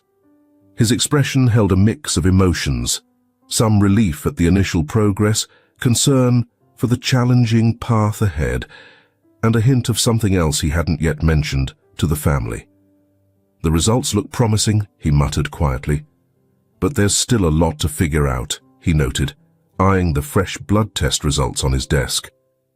The hospital room finally settled into a calm quiet after Samantha dozed off following another therapy session. The steady rhythm of the monitors signaled stability, a rare relief. Lucas glanced at Jenny, noticing how her eyelids drooped with exhaustion after so many sleepless nights in an uncomfortable chair. Her clothes, the same ones she'd been wearing since the day she tried to steal from him, were wrinkled and grimy. "You should get some rest," Lucas urged gently. "Your mum wouldn't want to see you like this," he added, stepping closer. "I don't want to leave her alone," Jenny protested, though her tired voice wavered. "What if she needs me?" Lucas reassured her that the medical staff would take good care of Samantha while they went outside for a bit. He promised her a proper meal and a stop at her house so she could freshen up and change. Jenny hesitated, her eyes shifting from her mum to Lucas until her rumbling stomach made the choice for her. "Just for a little while then," she agreed, kissing her mum's forehead. "Promise we'll be back soon?" she asked, looking hopeful. "I promise," Lucas answered, guiding her out of the room. "And if there's any change, the doctors will call us immediately." Lucas's sleek, luxury car seemed almost absurd as it cruised through the narrow, worn-down streets of Jenny's neighborhood. When they finally pulled up to the old building, something felt different. The front door was blocked with thick wooden planks, and a formal eviction notice hung on top. "No," Jenny murmured, her face turning pale as the reality set in. "This can't be happening," she pleaded, her voice quivering with fear. "Take it easy, sweetheart," Lucas said gently, attempting to calm her down, but she was already bolting toward the entrance. The boards had been loosely attached, leaving a narrow space that Jenny managed to squeeze through. Lucas followed behind, struggling to fit his larger frame through the gap.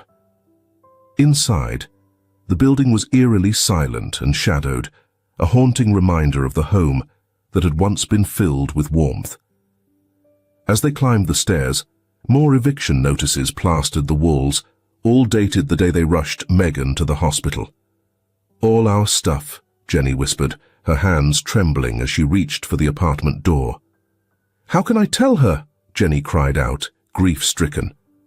The wealthy man tried to console her, but her pain was too deep.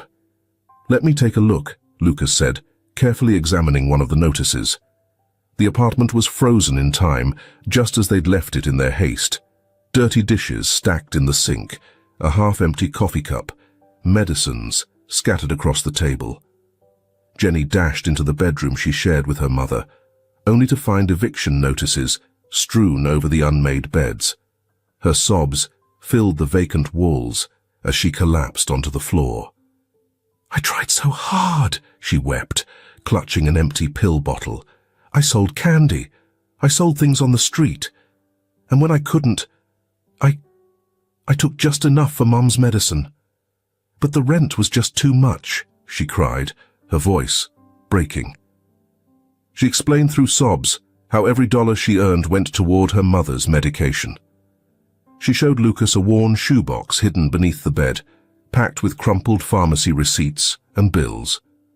Lucas scanned the papers, a knot tightening in his stomach, as he realized the outrageous cost of the medications for a family struggling to put food on the table.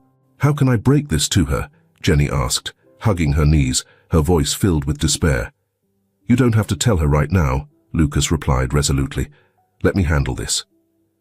Just then, the shrill ring of his cell phone pierced the heavy silence of the apartment. The hospital's number popped up on the phone screen, making their hearts race. The specialist's voice on the other end sounded oddly pressing, urgent, but not panicked. He chose his words carefully, almost as though he doubted them himself. "I need you to come back right away," the doctor said. "There's something you need to see for yourself." "Has her condition worsened?" Lucas asked, while already steering Jenny toward the door. But instead of giving a clear answer, the doctor simply urged them to hurry. The drive to the hospital was tough. Lucas pressed harder on the gas than he usually would, while Jenny gripped the edge of her seat. Her tears had stopped, but fear still clung to her expression. Though Lucas tried to stay composed, his white-knuckled grip on the steering wheel betrayed him. "Please don't let her die," Jenny murmured over and over, her words like a prayer. "Please, not now." When they finally reached the hospital, the parking lot seemed a mile away from the entrance. Before the car fully stopped, Jenny leapt out, her small legs carrying her straight toward the ICU. Lucas followed close behind, catching up at the elevators. His chest tightened as they watched the floor numbers crawl upward. "Why couldn't they just tell us what happened?" Jenny asked, her foot tapping anxiously. "Sometimes it's better to see things for yourself," Lucas replied, though he didn't believe it any more than she did. At the ICU doors, the specialist stood waiting, his face unreadable behind a mask of calm professionalism. He raised a hand to stop their questions and gestured for them to follow. The hallway stretched endlessly before them, each step echoing like a drumbeat in the stillness. "Brace yourselves," the doctor said as they approached the room. "For what?" Lucas wanted to ask, but his voice failed him when the door opened. Inside, the monitors beeped steadily, their rhythm unchanged, but something else was undeniably different. The room seemed bathed in a softer, warmer light, as though it had transformed. And there, sitting upright on the bed that had once confined her motionless body, Samantha smiled faintly. Her legs dangled off the side of the mattress, her movements weak but full of life. "My love," she said softly, her arms reaching out toward Jenny. "Stay right there," Samantha said with a huge smile, lighting up her face. All Lucas could manage was, "Oh my gosh," as the specialist anxiously flipped through his notes. With slow, deliberate movements, Samantha placed her bare feet on the cold hospital floor, her toes curling from the chill, a feeling she hadn't thought she'd experience again so soon. The specialist took an instinctive step forward to help, but she raised her hand, silently asking him to let her try. "Wait for me, honey," Samantha choked out, her voice trembling with emotion. "I want to walk to you myself." Jenny stood frozen at the door, eyes wide, watching her mother's every move.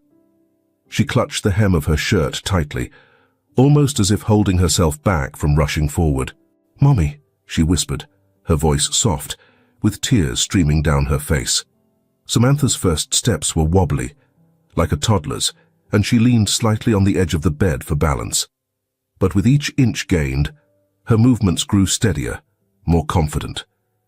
The specialist looked on in amazement, his hand moving swiftly across his notes. "It's unbelievable," Samantha whispered, tears of joy brimming in her eyes. "My God, it's truly a miracle." Lucas placed his hands on Jenny's shoulders, feeling her shake with excitement. The specialist, clearly moved, checked the monitors with a shaky voice. The treatment, it worked beyond even our best hopes. The gap between the bed and the door felt longer than ever, and with each of Samantha's steps, everyone held their breath. The monitor's steady beat echoed like a backdrop for this incredible moment. "You're doing it, Mom!" Jenny finally cheered, her excitement spilling out. Lucas sensed Jenny's urge to run to her mother, but she held back, understanding the importance of this moment. Samantha continued with renewed determination, her smile growing with each step forward. "Yes, sweetheart," she replied, now just a few steps away. "I'm coming back to you." With only 2 steps left, Samantha's legs wobbled slightly. For a heart-stopping second, it looked like she might stumble. Lucas instinctively stepped forward, but Samantha quickly steadied herself, her voice strong and clear. "I won't fall," she declared, resolute. Now that she was so close, there was no turning back. The moment Samantha finally reached Jenny was one no one in the room would ever forget.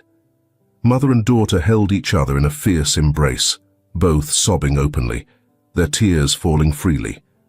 Samantha, steadied on her feet, kneeled down to be face to face with her daughter. "My brave little girl," she whispered, covering Jenny's cheeks with kisses. "You gave me the strength to return." Nearby, the specialist moved forward cautiously, his gaze shifting between his medical instruments and the touching scene before him.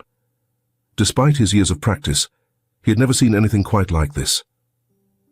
"We'll need to run a few more tests," he said gently, reluctant to break the moment. "But I can tell you, I've never witnessed such an incredible recovery." Jenny clung to her mum as if she were afraid to let go, fearing her mother might vanish again. The looming threat of eviction lingered in Samantha's mind like a dark cloud, but she couldn't bear to break the moment's perfection. "You're not going to get sick again, are you?" Jenny asked in a wavering voice. "Promise me you'll stay well forever." Standing nearby, Lucas felt a lump rise in his throat, already thinking of ways to handle the eviction without adding to Samantha's worries. Lucas, usually a man with the perfect response in any situation, chose his words with care. "Samantha," he began, his voice softer than ever, "I have an idea for you both." Samantha looked up at him, still holding Jenny close, her expression a mix of curiosity and caution. The last few weeks had been an emotional whirlwind, and here was this man, someone her daughter had once tried to rob, watching her with a look she couldn't quite interpret. "What idea?" she asked, pulling Jenny a little closer. With a steadying breath, Lucas smoothed his rumpled suit reflexively. Years of hard-nosed business deals hadn't prepared him for this. "My house is too big for just me," he said, a gentle smile softening his serious expression. "I've got plenty of room for a family. I'd like you both to come live there with me," he added. Jenny's heart fluttered, the worry of eviction lifting just a bit. She gripped her mother's arm with small, hopeful hands, trying not to cry with relief. "Please, Mom," she whispered, her voice breaking. "Please say yes." The specialist, who had quietly kept a respectful distance, took a moment to speak up. "Samantha will need a few more weeks under observation here at the hospital," he explained, glancing over his notes. The treatment worked, but we need to be sure there's no delayed reaction to the medication. Lucas stepped closer. His once intimidating presence now softened, radiating a warmth that would have seemed impossible just days ago.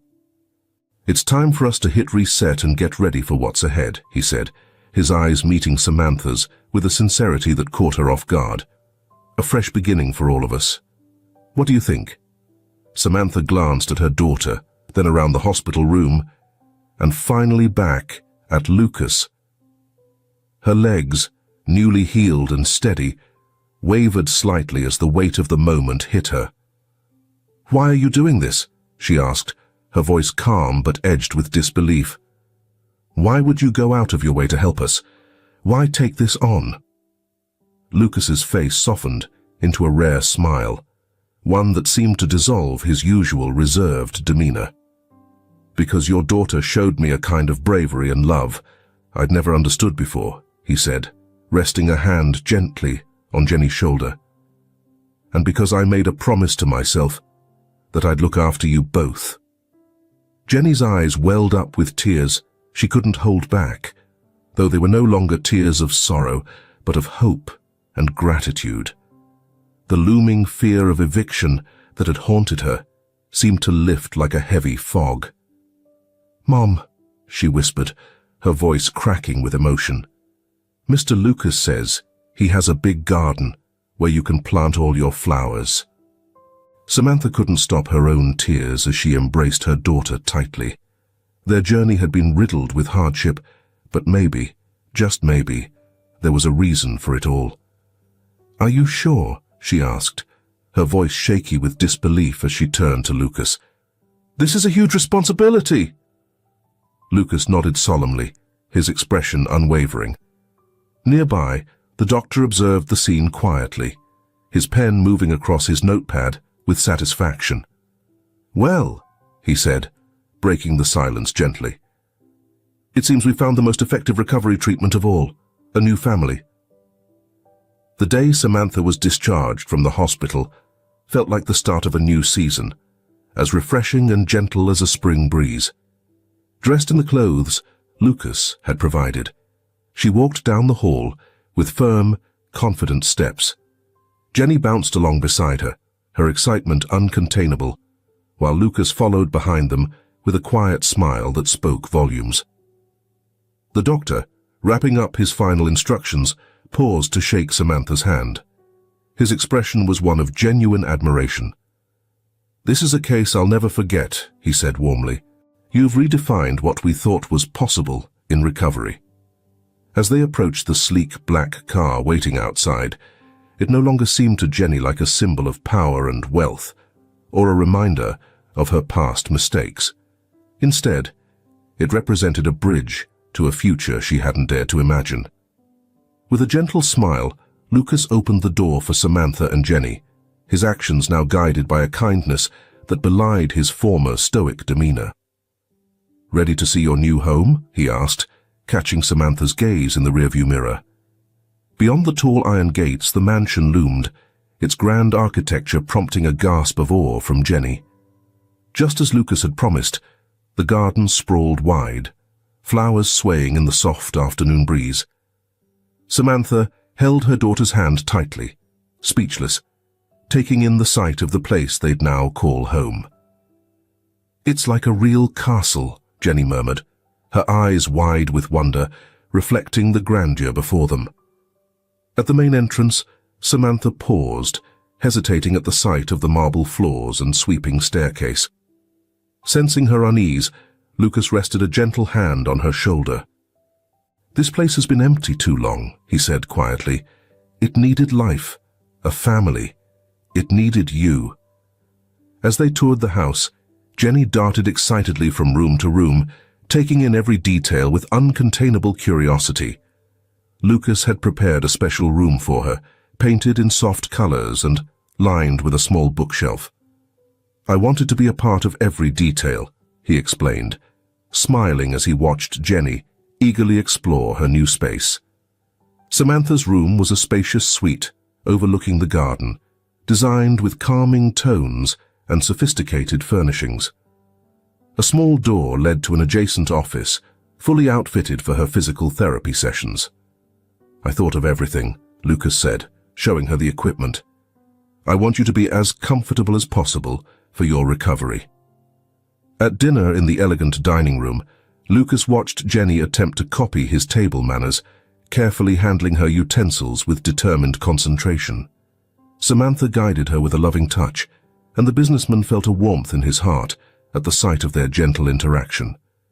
"It's remarkable how much life can change in just a few days," he thought to himself, feeling a newfound resolve. After dinner, he led Samantha and Jenny to the back garden, where a vine-covered pergola formed a quiet, intimate space.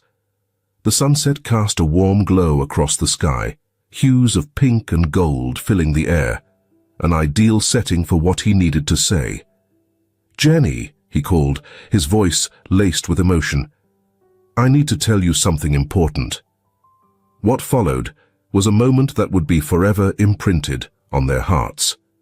Lucas, the successful businessman who had once chased wealth and status above all, now spoke with a sincerity he hadn't known was possible. "Jenny, when you tried to steal from me that day, I was a different person. A man who only saw the world in terms of money and power. I used to judge people by how they looked, by their status, by what they could give me." "Or not," Lucas began. "To me, you were just another petty thief on the street, someone who deserved nothing but scorn and punishment.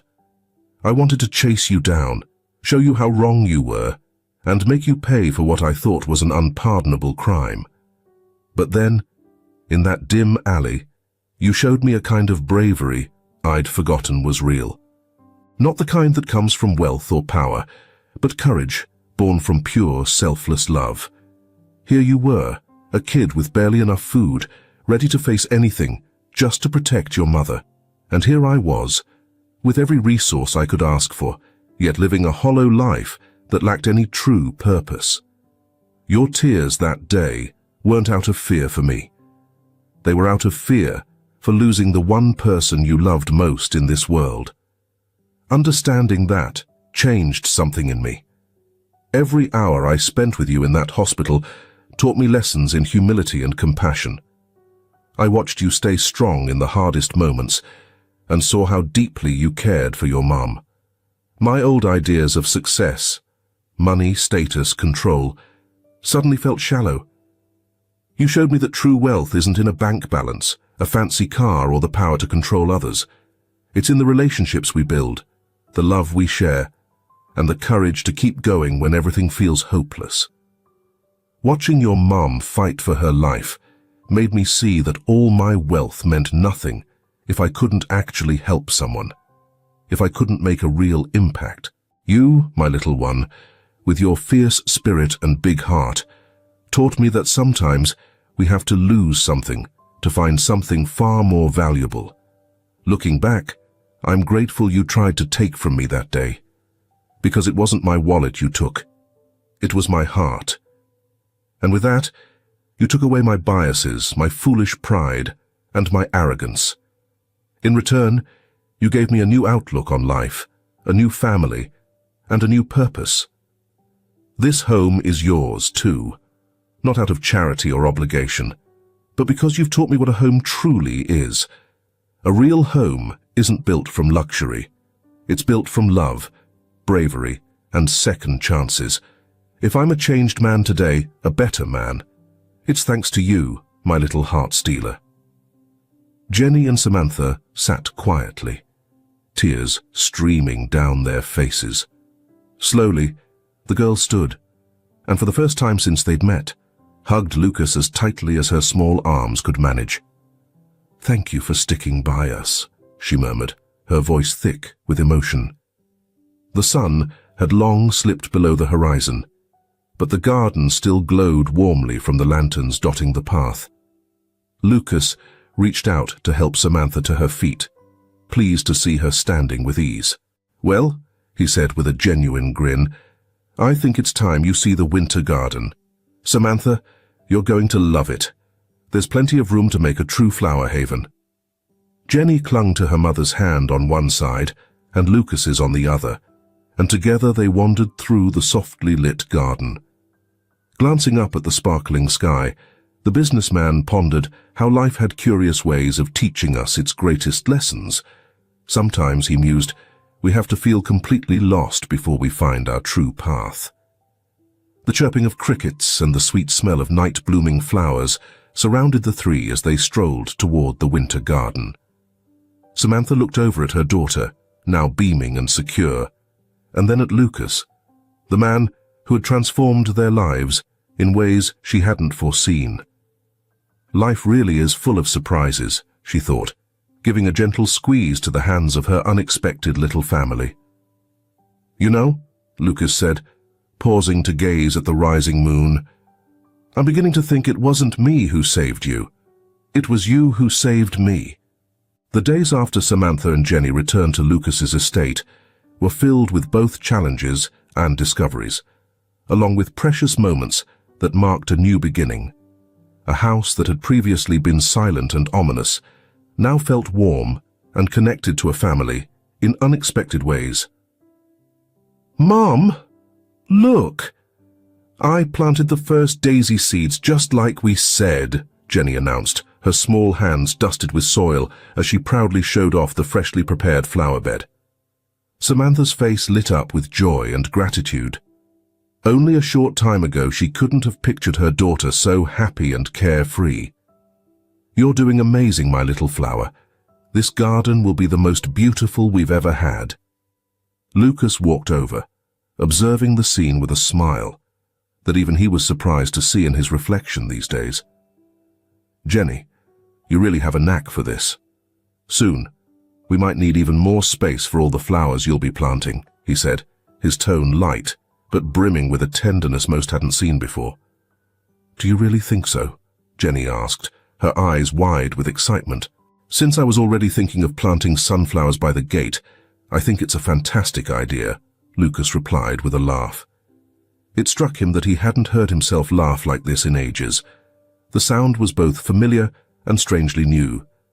This place had never felt more alive.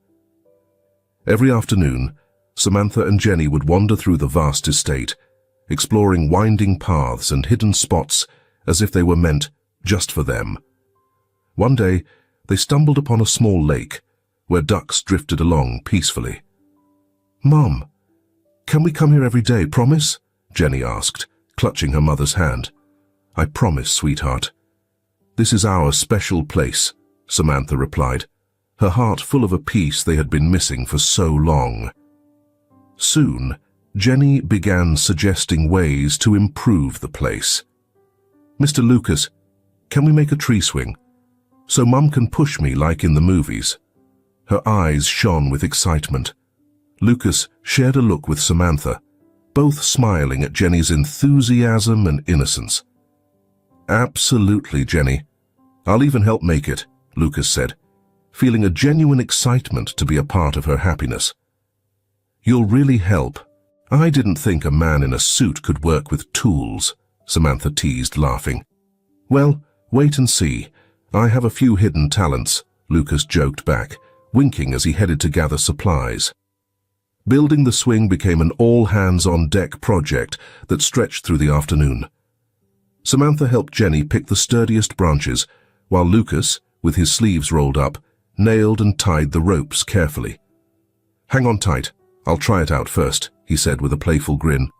"It won't break?" Jenny asked, half worried, half laughing.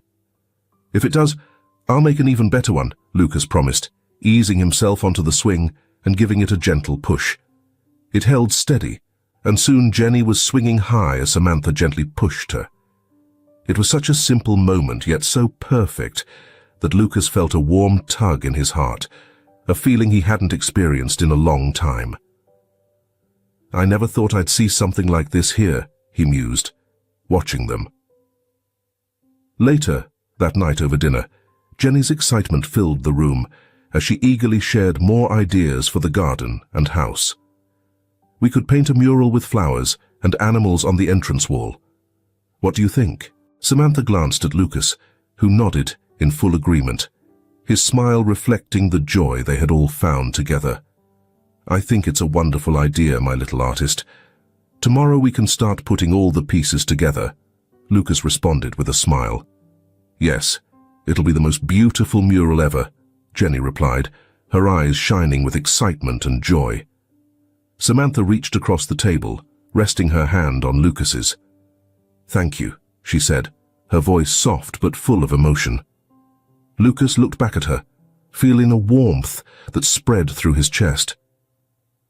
"There's no need to thank me. You both brought light back into my life." As days turned into weeks, Lucas's mansion transformed. The walls now echoed with laughter, dreams, and the unfolding story of a family coming together. Samantha looked from her daughter to Lucas, her heart full. This is only the beginning, she thought, feeling deeply content. Months had passed since Samantha and Jenny moved in, and life now held a renewed sense of purpose. Fully recovered, Samantha threw herself into community projects and social causes, working side by side with Lucas and Jenny. The memories of darker times inspired her to help others rediscover hope and fresh starts. She organized fundraisers and support programs for struggling families. Her genuine warmth and passion drew people in, making each event a success. "You have no idea how much of a difference you can make," she'd tell everyone, her smile warm, her resolve firm. Lucas also experienced a powerful change. Partnering with Jenny, he launched a charity aimed at supporting children and families in tough situations. With his resources and influence, he created the New Chance Foundation, providing shelter, education, and meals for hundreds of kids in need.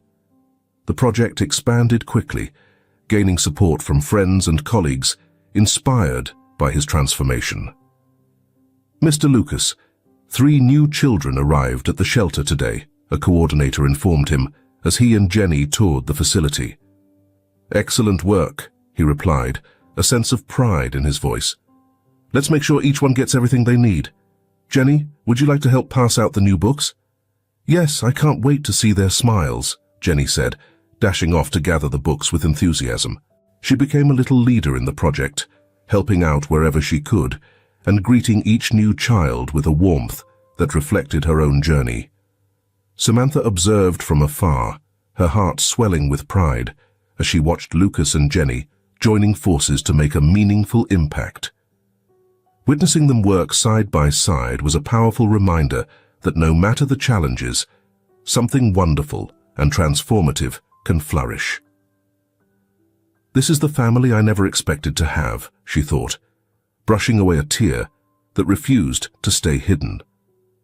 Her role in New Chance was no small part either. Samantha organized activities, guided the children with advice and care, and always offered a kind word and an encouraging smile. Quickly, New Chance gained a strong reputation across town, drawing in volunteers and supporters. As the project grew, Samantha took on the role of Support Initiatives Coordinator, ensuring that every child felt seen and cared for. "You can achieve anything you set your heart on," she told the kids at a group meeting. "Just believe and work toward it. I'm here to help each of you along the way." Lucas's routine shifted too.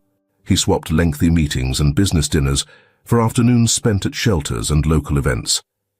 The reputation of his name, once linked solely to wealth and status, began to echo with compassion and generosity. "I never thought I'd see this day," he confided to an old friend during a charity event. "Jenny and Samantha changed my whole perspective," he said, voice thick with emotion. "And because of that, you've changed so many lives," his friend replied, smiling. As the project's influence expanded, the children began sharing their own stories of hope and resilience. Lucas saw it in their eyes, their smiles, and their gratitude. "Mr. Lucas, today I read my first story," a little 6-year-old boy beamed. "I'm proud of you, kiddo," Lucas replied, kneeling down for a hug. On peaceful evenings, The mansion filled with the sound of laughter and warm conversations as Lucas, Samantha and Jenny gathered under the stars in their garden. It was where their journey began and where dreams of the future grew. "Do you think we can do more?" Jenny asked, her eyes full of hope. Lucas looked to Samantha and then to Jenny, feeling the deep connection they had built. "Always, sweetheart, and we'll do it together." Samantha smiled, holding their hands. "Together, there's nothing we can't do." With New Chance's success, Lucas received invitations to speak at conferences, sharing his story of personal growth. He spoke with humility, acknowledging how Samantha and Jenny had taught him the true meaning of life. "It's not wealth that defines a person," he said during one talk. "It's how they make the world a better place." Samantha, too, was invited to share her experiences, inspiring listeners with her resilience and empathy. "My journey proves that even in life's darkest times, there's a light that can guide us," she shared. "Often, that light is in the people we choose to love and support." What was once a mansion symbolizing wealth had transformed into a warm, loving home. Its hallways echoed with the voices of visiting children, joining in reading afternoons and meals Samantha hosted. Jenny often led the tours, sharing with visitors how her life had changed. "You wouldn't believe how it was before," she'd say, smiling. "Now, this place is a true home." And from a distance, the voices of the children sang, promising a brighter tomorrow. Life moved forward with new challenges and victories that only strengthened their family bonds.